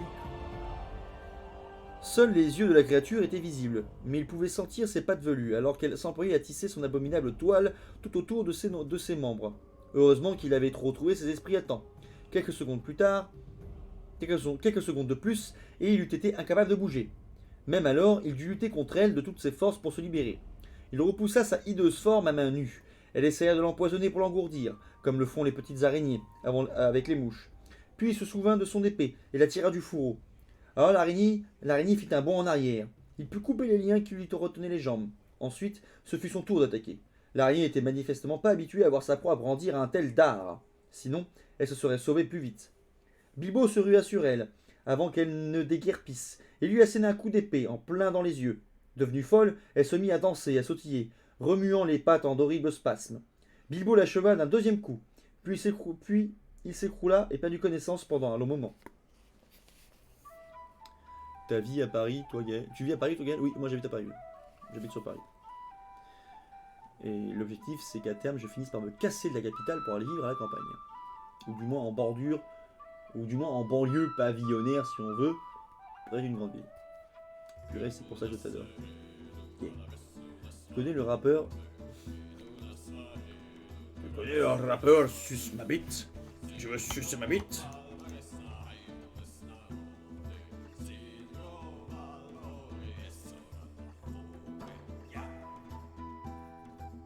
C'est tellement pas drôle ce genre de truc. Si tu connais le rappeur Suce ma bite? Suce ma bite, c'est un excellent rappeur, camarade. Très bien, camarade Suce ma bite. Viens dans les Ardennes, alors il y a Sedan. Je connais les Ardennes, j'ai un pote qui habite là-bas et je fais des events des fois avec lui. Donc j'étais au 22e, à la 22e fête médiévale de Sedan. C'était en 2018. La forêt était baignée de son habituel demi-jour grisâtre. Quand il revint à lui, l'araignée gisait sans vie à ses côtés, et la lame de son épée était tachée de noir. Il ne sut dire pourquoi, mais le fait d'avoir tué l'araignée géante tout seul, en pleine nuit, et sans l'aide du magicien ou des nains ou de quiconque, eut un drôle d'effet sur lui. Monsieur Bessac se sentait différent, plus féroce et plus courageux malgré son ventre vide, tandis qu'il essuyait son épée dans l'herbe et la remettait au fourreau. « Je vais te donner un nom, lui dit-il. Je t'appellerai Dar. » Après quoi, ils partirent en connaissance. La forêt demeurait silencieuse et sinistre, mais avant d'en sortir, il fallait d'abord aller à la recherche de ses amis, qui n'étaient sûrement pas bien loin, à moins qu'ils n'aient été capturés par les elfes, ou des choses plus monstrueuses. Bilbo sentait qu'il serait imprudent de crier, et il resta longtemps à se demander dans quelle direction se trouvait le sentier, où il devait se rendre en premier pour retrouver les nains. Général Gollum au rapport. Putain, j'ai dû te croiser sans te connaître, merde. Ah bah à l'époque, j'étais pas très connu. Hein. Le 95, c'est la campagne apparemment. Bah, plus tu vas dans le fin fond du 95, oui, plus c'est la cambrousse. Mais il y a tellement de mecs en costume là-bas alors. Ah bah ça, bah Sedan, quand ça fait médiéval, t'as des milliers de personnes. Hein.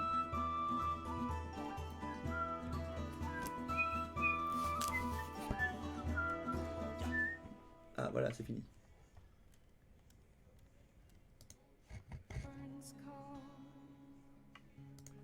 Non, je voudrais musique libre de droit, s'il vous plaît.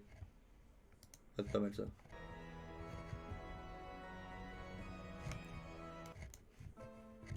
Voilà. Tu mérites vraiment plus de notoriété. Ah bah dans ce cas-là, à vous de faire en sorte que j'ai plus de notoriété. C'est à la communauté de se bouger le cul quand même, je vais pas tout faire. Ambiance un peu trop festive pour la forêt noire, oui. Bon, par contre, on va parler du fait que pour la COP26, il y a 400 jets privés qui ont été utilisés. Bienvenue dans l'absurdité de notre société.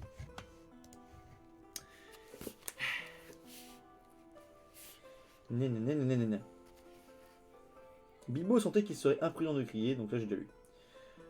Jamais, au grand jamais, nous n'aurions dû ignorer les conseils de Béorn, et aussi ceux de Gandalf, se lamenta-t-il. Nous voilà dans un beau pétrin, maintenant. Nous, comme j'aimerais que ce soit nous.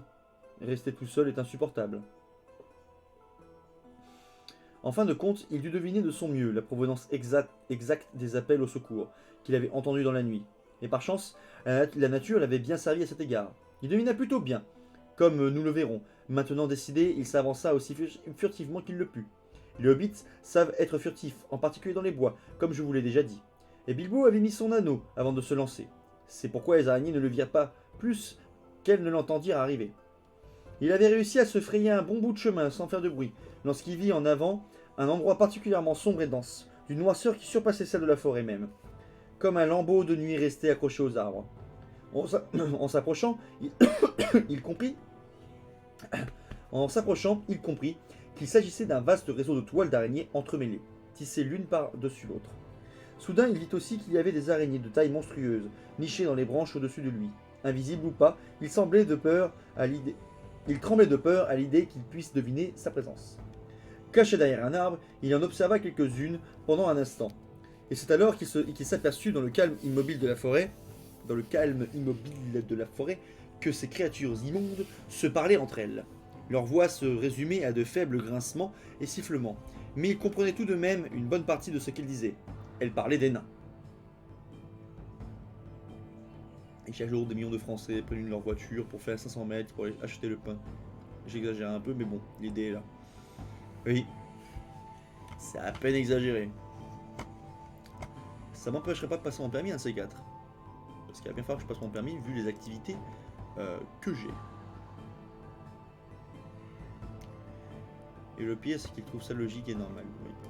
Je vous rebalance, dans le doute, je vous rebalance, si ça vous intéresse, hein,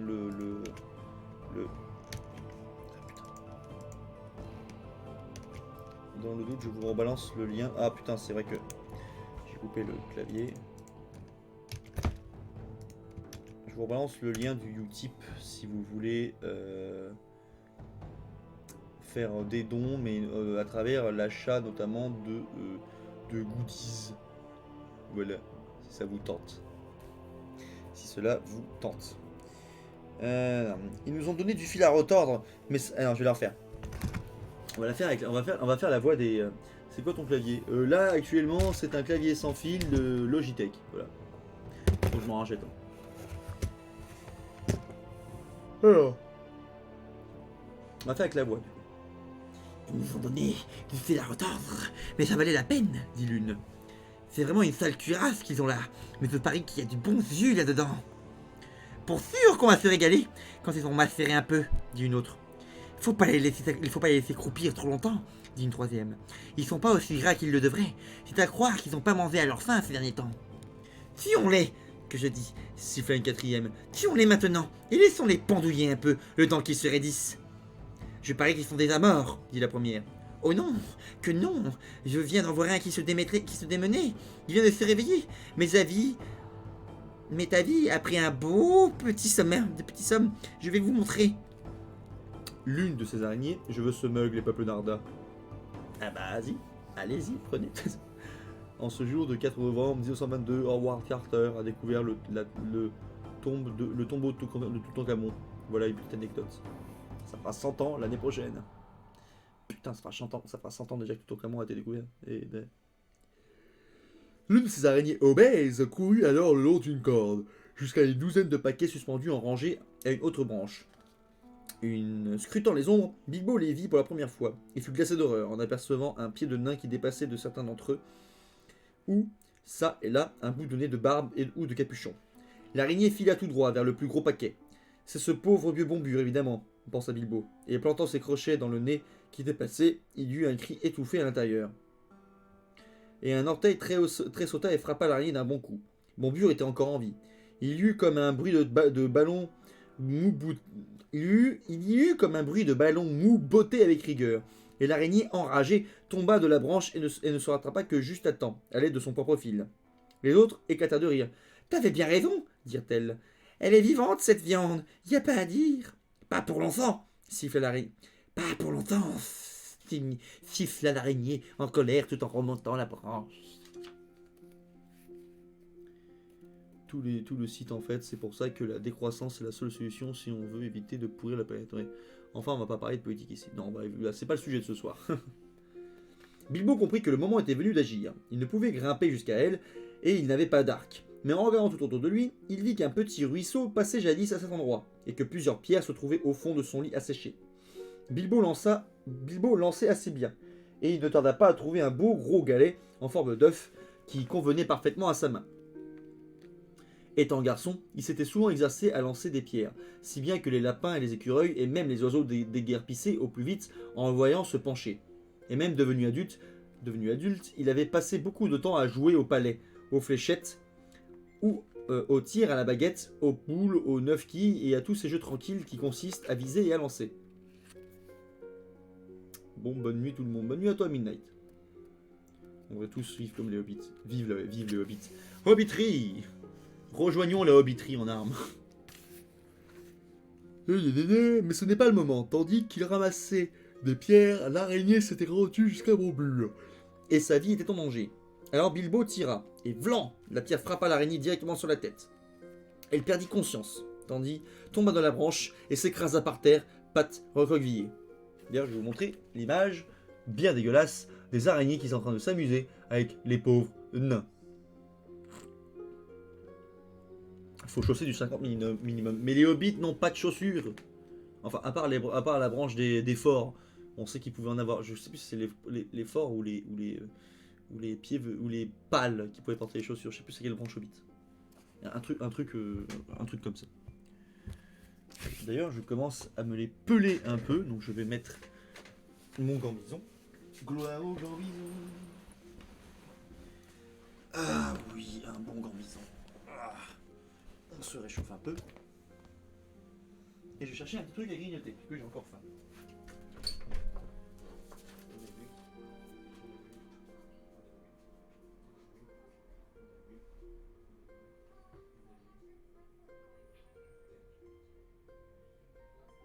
Non, puisque j'ai trouvé que des foutres dans l'embouteillage. Et c'est pas faute de bien à mon vitesse.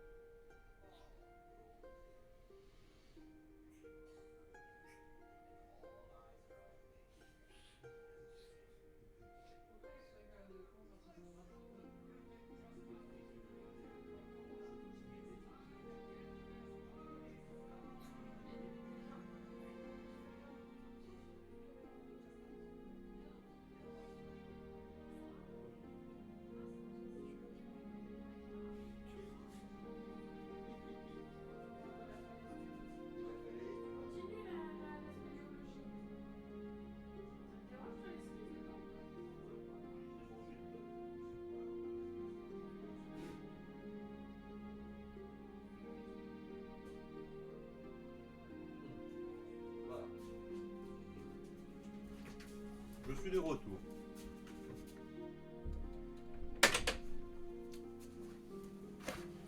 Il est aussi velu que Gaël.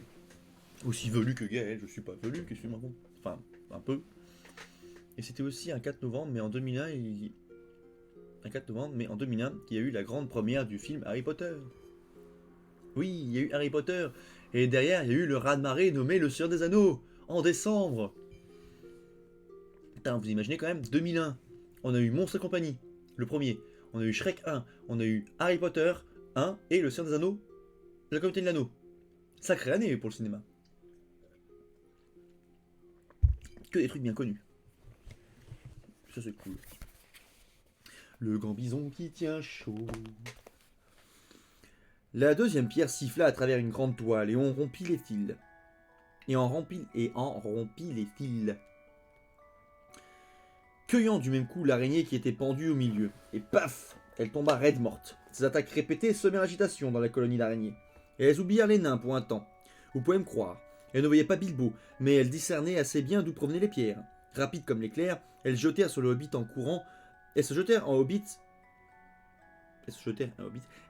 sur le putain de hobbit en courant et en se balançant, répandant leurs fils dans toutes les directions, et l'espace fut saturé de pièces en vibration. Mais Bilbo ne tarda pas à se faufiler vers un autre endroit. Il lui vint l'idée d'attirer ces furieuses araignées de manière à les éloigner des nains, s'il le pouvait. Piquer leur curiosité, les exciter et les irriter tout à la fois. Une cinquantaine de ces salopes s'étaient déjà massées à l'endroit où ils se trouvaient auparavant. Alors il leur lança encore quelques pierres, visant aussi celles qui s'étaient arrêtées derrière. Puis il se mit à danser parmi les arbres et à chanter, un refrain qui les rendrait folles de rage et les inciterait toutes à le suivre et que les nains pourraient également entendre. Voici ce qu'il chante. La vieille folle ne fait que tisser, la vieille folle ne peut me trouver, la vénéneuse, l'empoisonneuse, arrête, mais arrête-toi, arrête de tisser et cherche-moi. Vieille niquedouille, qu'elle est niaise, vieille niquenouille, qu'elle est obèse, la vénéneuse, l'empoisonneuse, descends, mais descends de là, là-haut, tu ne m'attraperas pas. Pas très bon, direz-vous, mais il faut vous rappeler qu'il inventait au fur et à mesure, dans des circonstances qui ne s'y prêtaient guère. Quoi qu'il en soit, il obtint l'effet escompté. Tout en chantant, il leur lança encore quelques pierres et frappa du pied. Pratiquement toutes les araignées furent à ses trousses. Certaines se laissèrent descendre au sol, d'autres accoururent le long des branches et se balancèrent, d'arbre en arbre, ou tissèrent de nouveaux fils dans les ténèbres épaisses. Elles se dirigèrent vers lui, beaucoup plus vite qu'il ne l'aurait cru. Leur colère était terrible à voir, car en plus des pierres qu'il leur lançait, empoisonneuse, n'a jamais fait plaisir à aucune araignée, et Niquedouille, bien sûr, a de quoi insulter tout le monde. Remember, the thief of November, gunpowder, treason, plots, I know no reason with a gunpowder treason should ever be forgot. Je sais pas d'où ça vient, mais j'aime bien. Bon allez, c'est à moi de vous laisser, bonne nuit à tous et au prochain live. Bonne nuit à toi Math, et de toute façon, si tu n'es pas là de toute façon jusqu'au bout comme tu viens de le dire, tu auras la putain de rediffusion jeudi prochain. Mon gambison me casse les couilles, je veux m'asseoir. Bilbo courut alors à toutes jambes, mais un nouvel... Oh putain, j'arrête pas de roter. Mais un nouvel endroit... Ah la vache. Bilbo courut à toutes jambes vers un nouvel endroit, mais plusieurs araignées s'étaient dispersées dans la clairière où il vivait, et s'affairaient à tisser des toiles un peu partout entre les fûts des arbres. Très vite, le hobbit se retrouvait pris au piège, cerné de toutes parts par une épaisse barrière. C'était du moins ce que les araignées envisageaient. Entouré de ces monstres, Bilbao rassembla son courage et entonna un nouveau refrain. L'aube la feignante et Cobb la démente ont des pièges à me tendre. Aucune proie n'est meilleure que moi, mais elles ne peuvent me surprendre. Me voici, à votre merci. Vous voilà, paresseuse et molle. Jamais vous ne me piégerez dans votre âme molle. Dans votre âme folle. Putain de tarasse. Sur ce, il se retourna et constata que la dernière trouée entre deux grands arbres venait d'être fermée par une toile. Mais par chance, ce n'était pas une toile à proprement parler, seulement de longs fils d'araignées doublement épais tissés rapidement dans un mouvement de va-et-vient. Il dégueula sa petite épée. Il dégueula sa petite épée, trancha les fils et s'enfuit en chantant comme un connard. J'ai envie de commencer à dire des insultes là. Mais les araignées virent l'épée, sans savoir ce que c'était, je suppose. et elles se lancèrent immédiatement à la poursuite du hobbit, sur le sol et dans les branches, gonflant l'abdomen, agitant leurs crochets et leurs pattes velues. Écumantes de rage sous leurs yeux protubérants, elles suivirent Bilbo dans la forêt aussi loin qu'il osa se rendre. Puis, plus doucement qu'une souris, il revint sur ses pas. Il savait qu'il ne disposait... Machin disposait pas beaucoup de temps. Si ton gambison te gêne, imagine toi t'asseoir avec une côte de maille. Et bah quand je m'assois avec ma côte de maille, en fait, elle me dérange pas. Et le gambison non plus d'ailleurs, parce que les sièges sur lesquels je m'assois c'est les tabourets. Médiévaux, mais les tabourets. Du coup, je peux m'asseoir pépouze, sans être emmerdé. Ou alors un banc aussi, ça marche bien. Donc ça va. Je peux me le représenter. J'en étais où? Il savait qu'il ne disposait pas... Ah putain. Il savait qu'il ne disposait que de très peu de temps avant que les araignées ne décident de rebrousser chemin, furieuses pour s'occuper des nains. Entre-temps, il devait les tirer de ce mauvais pas. Le plus dur pour lui fut de se hisser jusqu'à cette longue branche où les paquets étaient suspendus. Je ne pense pas qu'il serait arrivé sans l'aide d'un gros fil qu'une araignée avait peur par chance laissé pendre derrière elle, et il collait à la peau et lui blessa les mains, mais lui permit de grimper là-haut. Et il fut accueilli par une vieille grande araignée. Par une vieille araignée. C'est ça, par une vieille araignée, cruelle, obèse et lente, et à qui on avait confié des prisonniers et qui passait son temps à les pincer pour découvrir lequel était le plus juteux. Je commence à galérer là pour la lecture. Un fennec. En étudiant la possibilité de commencer le festin sans les autres, mais Monsieur Bessac a été pressé, et avant que l'araignée n'ait compris ce qui se passait, elle sentit son dard la transpercer et tomba sans vie du haut de la branche. Tu veux sentir mon dard te transpercer? Bilbo dut alors s'employer à délivrer un premier nain. Mais comment faire? S'il coupait le fil qui le retenait, le pauvre nain y restait écrasé au sol, après une assez longue chute. Il rampa le long de la branche, en se tortillant, sur quoi les nains se balancèrent au bout de leurs cordes comme des fruits mûrs, et atteignit le premier paquet. Philly ou Killy, pensa-t-il en apercevant le bout d'un capuchon bleu sur le dessus. Probablement Philly, se dit-il. Oh, merci Mundo pour le host. Merci pour le host. Une fennec. Pourquoi tellement dit un? Pourquoi tout le monde dit un? Je sais pas, parce que j'ai lu vite. Une fennec. Enfin, mais je dis une fennec, déconne pas non plus. Il y a juste là où j'ai dit un fennec. Sale fennec. Fennec de merde. Donc du coup, j'en étais où? Bordel de cul. Ah, Philly ou Killy, pensa-t-il. Alors probablement Philly, se dit-il en voyant le long nez qui dépassait entre les fils entortillés. En se penchant, il parvint à trancher la plupart des fils collants épais comme de la corde, qui enserraient la victime, puis un coup de pied et quelques contorsions. Philly apparut en effet, plus ou moins libre. Bilbo, j'en ai peur, ne put s'empêcher de rire en le voyant agiter ses membres engourdis, retenu par le fil d'araignée qui lui passait sous les aisselles, comme un pantin qui se dandine au bout d'une corde. Le sound alert a réveillé les morts. C'est ça. C'est un putain de dragon, c'est normal. Et Philly fut hissé sur la branche tant bien que mal, puis il aida le hobbit de son mieux, même s'il se sentait très affaibli par le poison de l'araignée, et très nauséeux après être resté suspendu une bonne partie de la nuit et de la journée du lendemain, émailloté de la tête aux pieds, à l'exception de son seul nez, ce qui lui permit au moins de respirer. Il lui fallut une éternité pour enlever cette colle répugnante de ses yeux et de ses sourcils. Quant à sa barbe, il dut la tailler en grande partie. Bref, à eux deux, ils purent remonter les nains un à un, et trancher leurs liens. Aucun ne se portait mieux que Philly, et certains d'entre eux n'allaient pas bien du tout. Quelques-uns avaient à peine pu respirer. Avoir un long nez est parfois utile, comme vous le voyez. D'autres avaient reçu davantage de venin. Killy, Bifur, Bofur, Dori et Nori furent secourus de cette manière. Le pauvre Bombur était si épuisé, vu son embonpoint, il s'était fait constamment tâter et pincer, qu'il ne put rester sur la branche et tomba au sol comme une grosse poire, fort heureusement sur un lit de feuilles, et resta étendu là. Mais il restait encore 5 nains suspendus à l'extrémité de la branche quand les araignées commençaient à revenir, plus enragées que jamais. Il y a une nouvelle traduction du Hobbit? Bah ça c'est la nouvelle traduction, oui, par Daniel Lauzon. La nouvelle traduction par Daniel Lauzon.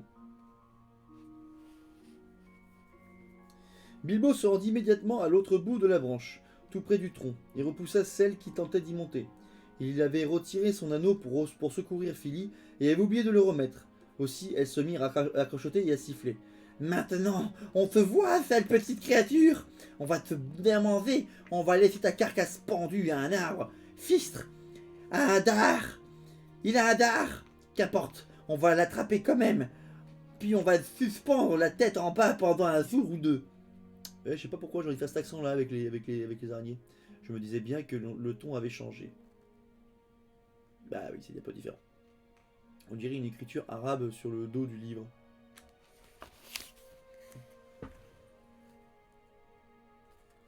Là, c'est le dragon. Bon, ça, c'est Smaug. Sinon, c'est écrit comme ça.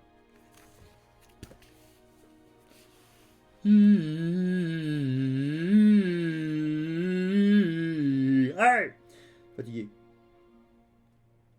Pendant ce temps, les nains se chargèrent de délivrer les leurs, tailladant les liens avec leurs couteaux. Tous allaient bientôt être libres, mais leur évasion demeurait incertaine. Ils s'étaient laissés attraper assez facilement la nuit précédente, mais ils avaient été pris à l'improviste dans le noir. Cette fois, une terrible lutte s'annonçait. Soudain, Bilbo se rendit compte que des araignées s'étaient rassemblées autour de Bombure, qu'elles l'avaient de nouveau ficelé et qu'elles l'emmenaient en le traînant sur le sol. Bilbo brandit sa lame et fendit l'air avec un grand cri, chargeant les araignées. Elles battirent bientôt en retraite, et il dégringola du haut de l'arbre et atterrit au beau milieu de celles qui se trouvaient au sol. Sa petite épée était une nouveauté pour elle, qui n'avait jamais vu pareil aiguillon. Comme elle dardait de ci de là, je peux parler. Elle brillait de plaisir tandis qu'il s'acharnait sur les araignées. Une demi-douzaine tombèrent sous ses coups avant que les autres ne prennent la fuite, laissant Bombure entre les mains de Bilbo. Descendez, descendez, cria-t-il au nain dans l'arbre. Ne restez pas là-haut dans les mailles du filet. Car il vit que les araignées fourmillaient dans tous les arbres voisins et rampaient le long des branches surplombant les nains. Ces derniers se laissèrent descendre à leur tour, sautèrent ou tombèrent, 11 au total, tous ramassés en tas. La plupart flageolaient sur leurs jambes, tout juste capables de se tenir debout. Ils étaient enfin réunis, 12 en comptant le pauvre vieux Bombure, soutenu de chaque côté par son cousin Bifur et son frère Beaufur. Bilbo dansait dans la clairière et agitait son dard, alors que tout autour et au-dessus des centaines d'araignées en colère les lorgnaient avec des gros yeux ronds. La situation semblait désespérée. Vous sentez qu'à ce coup il y a une énergie qui est un peu plus... ça se passe plus bordélique. On dirait une... Ah, je pensais, bah voilà.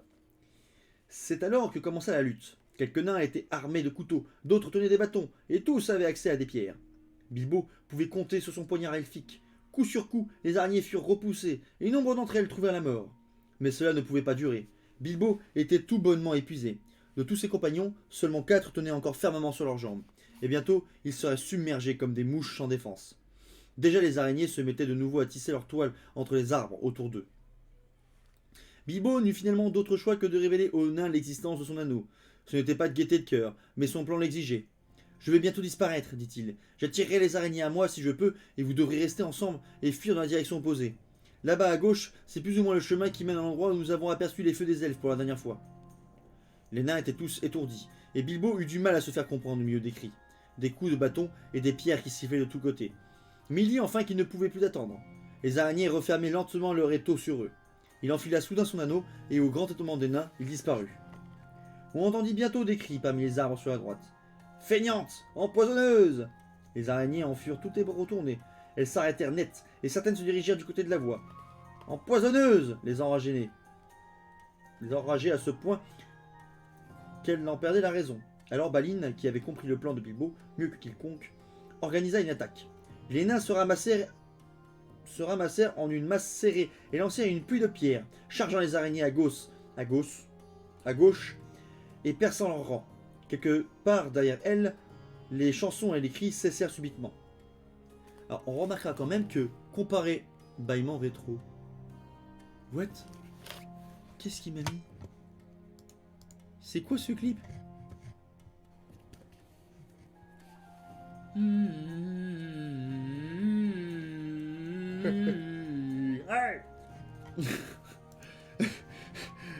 le clip du Tetris version bâillement. Ok, j'adhère, j'aime bien. Mets ça sur le... Je te laisse mettre ça sur le Discord. Je vous rappelle qu'il y a le serveur Discord pour ceux qui sont... pour ceux qui ne le savent pas, hein, voilà, et amusez-vous à mettre des clics dessus, parce que c'est marrant. Voilà, faut le retenir celui-là. Ah oui, non, mais mets-le sur le Discord. Mets-le sur le Discord. Ah putain. Donc du coup, on constate quand même que là, dans le bouquin, les hobbits, les nains, savent que Bilbo a un anneau magique qui leur rend invisible, mais que dans le film, ils le savent pas du début à la fin. Pourquoi ce choix d'adaptation? Bonne question. Vous avez 4 heures. Les nains, espérant de tout cœur que Bilbo n'avait pas été pris, se pressèrent en avant. Pas assez rapidement toutefois. Épuisés et malades, ils allaient clopin-clopant, malgré les nombreuses araignées qui les talonnaient.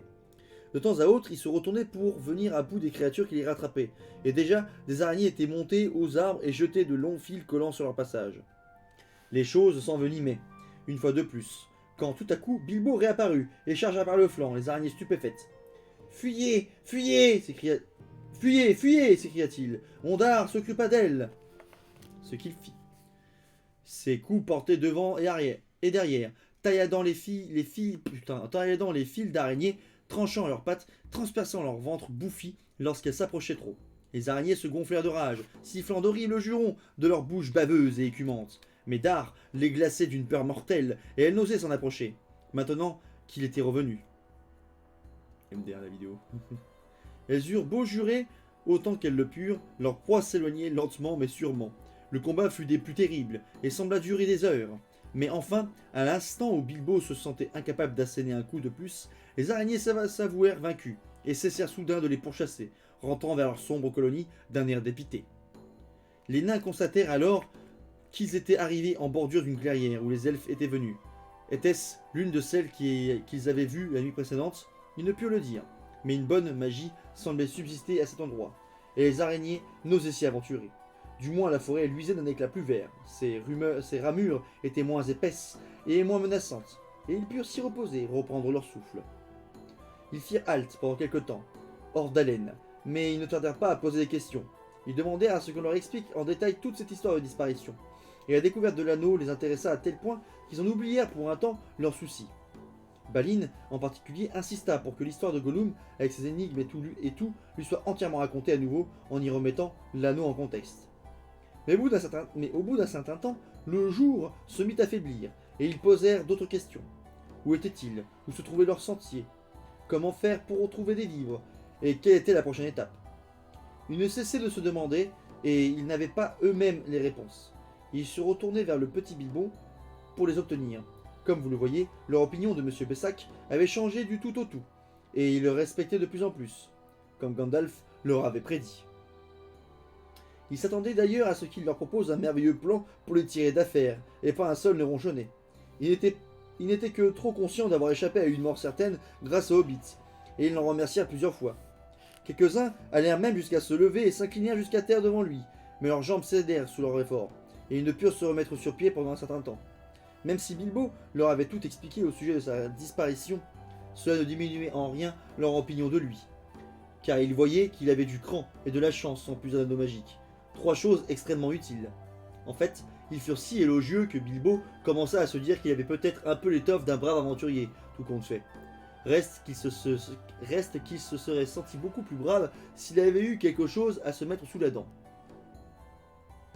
Mais il n'y avait rien à manger, rien du tout, et aucun d'entre eux n'avait la force d'aller en quête de nourriture, ou du sentier qu'ils avaient quitté. Le sentier. Bilbo, extrêmement fatigué, n'avait aucune autre idée.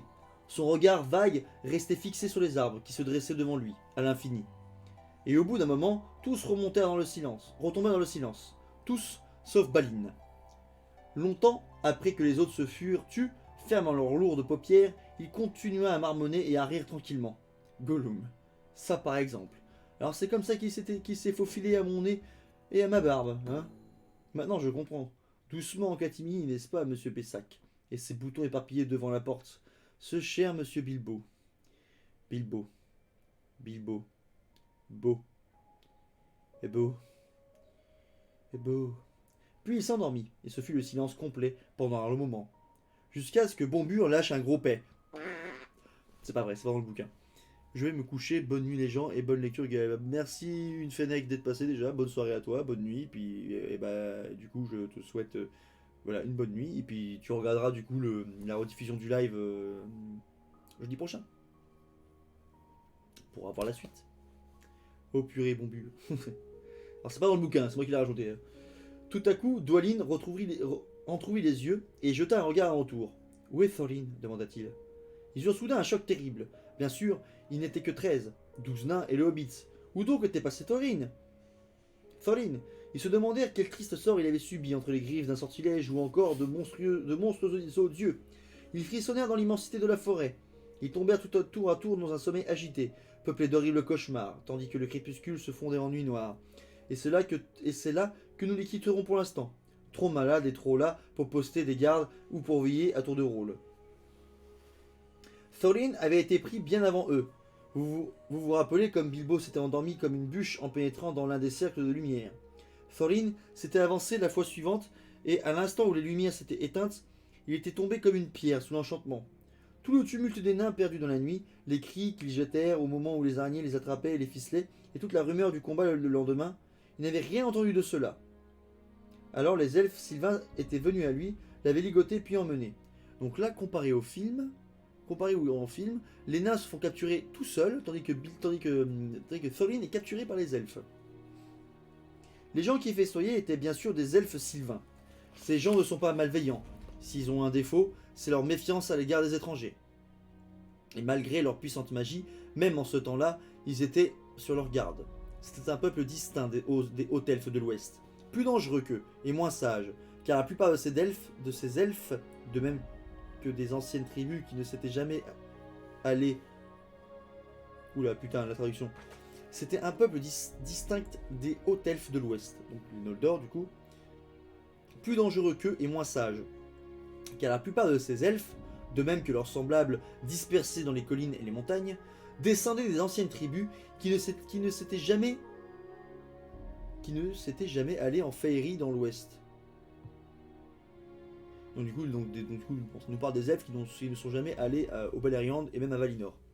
Les elfes clairs, les elfes profonds et les elfes marins, eux, s'y étaient rendus, et durant les nombreux siècles où ils vécurent là-bas, ils devinrent plus beaux, plus sages et plus érudits, et ils inventèrent cet art qui leur permit de créer des choses belles et merveilleuses par le savoir-faire et la magie, avant que certains d'entre eux ne décident de revenir dans le vaste monde. Donc là, petite phrase qui parle justement des elfes qui sont arrivés justement au pays des Valar. Donc ça c'est dans le Silmarillion en plus. C'est quoi cette phrase à rallonge? Traduction.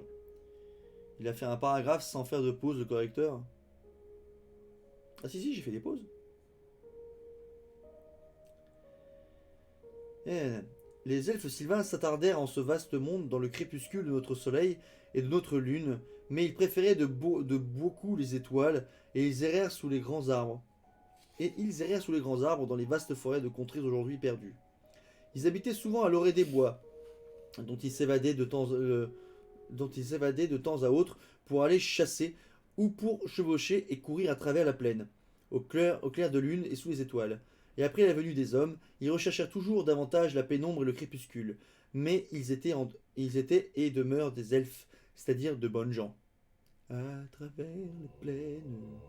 Dans une grande caverne, à quelques milles derrière l'orée de Grand-Peur, du côté est, vivait en ce temps-là leur plus grand roi. Devant ces gigantesques portes de pierre coulait une rivière descendue des hauteurs de la forêt, qui plus loin se déversait dans les marécages au pied des hautes terres boisées.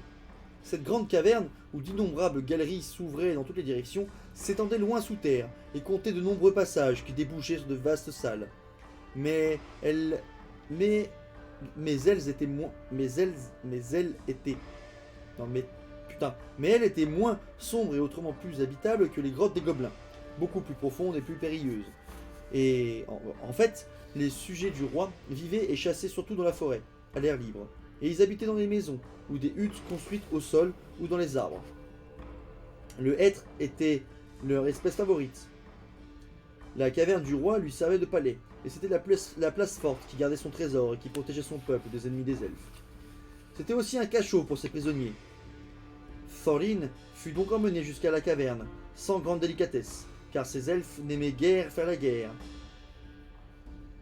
Attends, putain la vache. Car ces elfes n'aimaient guère les nains et croyaient qu'ils étaient, croyaient qu'ils étaient de leurs ennemis. Autant jadis, ils avaient fait la guerre à certains nains qu'ils accusaient d'avoir volé leurs trésors. Il faut dire, en toute justice, que les nains ne voyaient pas de cet œil-là, disant qu'ils n'avaient fait que reprendre leur dû, car le roi elfe avait fait appel à eux pour façonner son or et son argent brut, puis avait refusé de les rémunérer. Si le roi elfe avait une faiblesse, c'était la convoitise des biens précieux, surtout l'argent et les pierres blanches. Et même si son trésor était somptueux, ses désirs n'étaient jamais assouvis tant que ses richesses n'égaleraient pas celles des autres seigneurs elfes d'antan. Alors là, ce dont il parle, c'est l'affaire du Noglamir, qu'on verra à un moment donné quand on lira le Silmarillion. Mais c'est exactement Akram, c'est la référence à Fingol. Et c'est exactement ça, donc référence du coup à un élément encore du premier âge. Et même d'avant, et la page d'avant encore, c'était une référence qui faisait référence au temps d'avant le soleil et la lune. Putain, c'est fou, je redécouvre des petits trucs, des petits passages, des petites références à ce qu'on verra plus tard dans Silmarillion. Ça m'a choqué, sa mort. Ah, la mort de Thingol, elle est impressionnante. Les nains l'ont massacré parce que le mec a refusé de leur donner le Noglamir, parce que les nains ont voulu prendre le Noglamir en signe de paiement. Les nains de Belegost, putain. Son peuple n'avait jamais creusé les mines ou travaillé les pierres et les métaux précieux, pas plus qu'il ne s'adonnait régulièrement au commerce ou à l'agriculture. Tout cela était bien connu des nains en général, quoique la famille de Thorin n'ait jamais été mêlée à cette vieille querelle que je viens d'évoquer. C'est pourquoi Thorin s'offusqua beaucoup du traitement que les elfes lui réservèrent, quand ils le libérèrent du sortilège et qu'il revint à lui. Et il était bien décidé à ne pas leur souffler un traître mot de l'or et des joyaux qu'il était venu reprendre. Un des plus hauts seigneurs elfes qui meurt assassiné par des noirs. Ouais. Le roi posa sur lui des yeux sévères quand le nain fut emmené devant lui, et lui adressa de nombreuses questions. Mais Thorin ne voulut répondre qu'une chose, c'est qu'il était affamé. Pourquoi vous et les vôtres avez-vous par 3 fois essayé d'attaquer mes gens au milieu de leur réjouissance demanda le roi. Nous ne les avons pas attaqués, répondit Thorin. Nous étions venus quémander, car nous avions faim. Où sont passés vos amis, et que font-ils? Je ne sais pas, mais je suppose qu'ils meurent de faim dans la forêt. Que faisiez-vous dans la forêt? Nous cherchions à manger et à boire, car nous avions faim. Mais qu'est-ce qui vous a amené dans la forêt, en premier lieu demanda le roi d'un ton courroucé.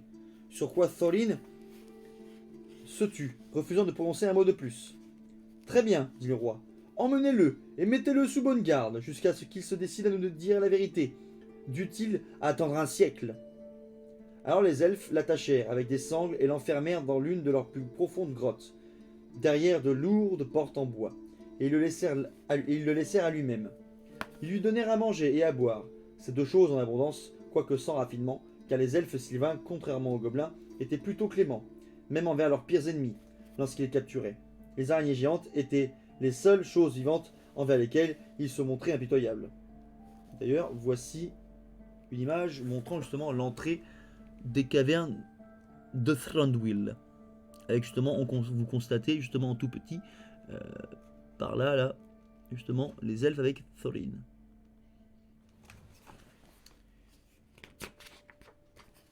Le pauvre Thorin demeura alors dans le cachot du roi, et quand il fut complètement rassasié de pain, de viande et d'eau, il commença à se demander ce que ses malheureux compagnons étaient devenus.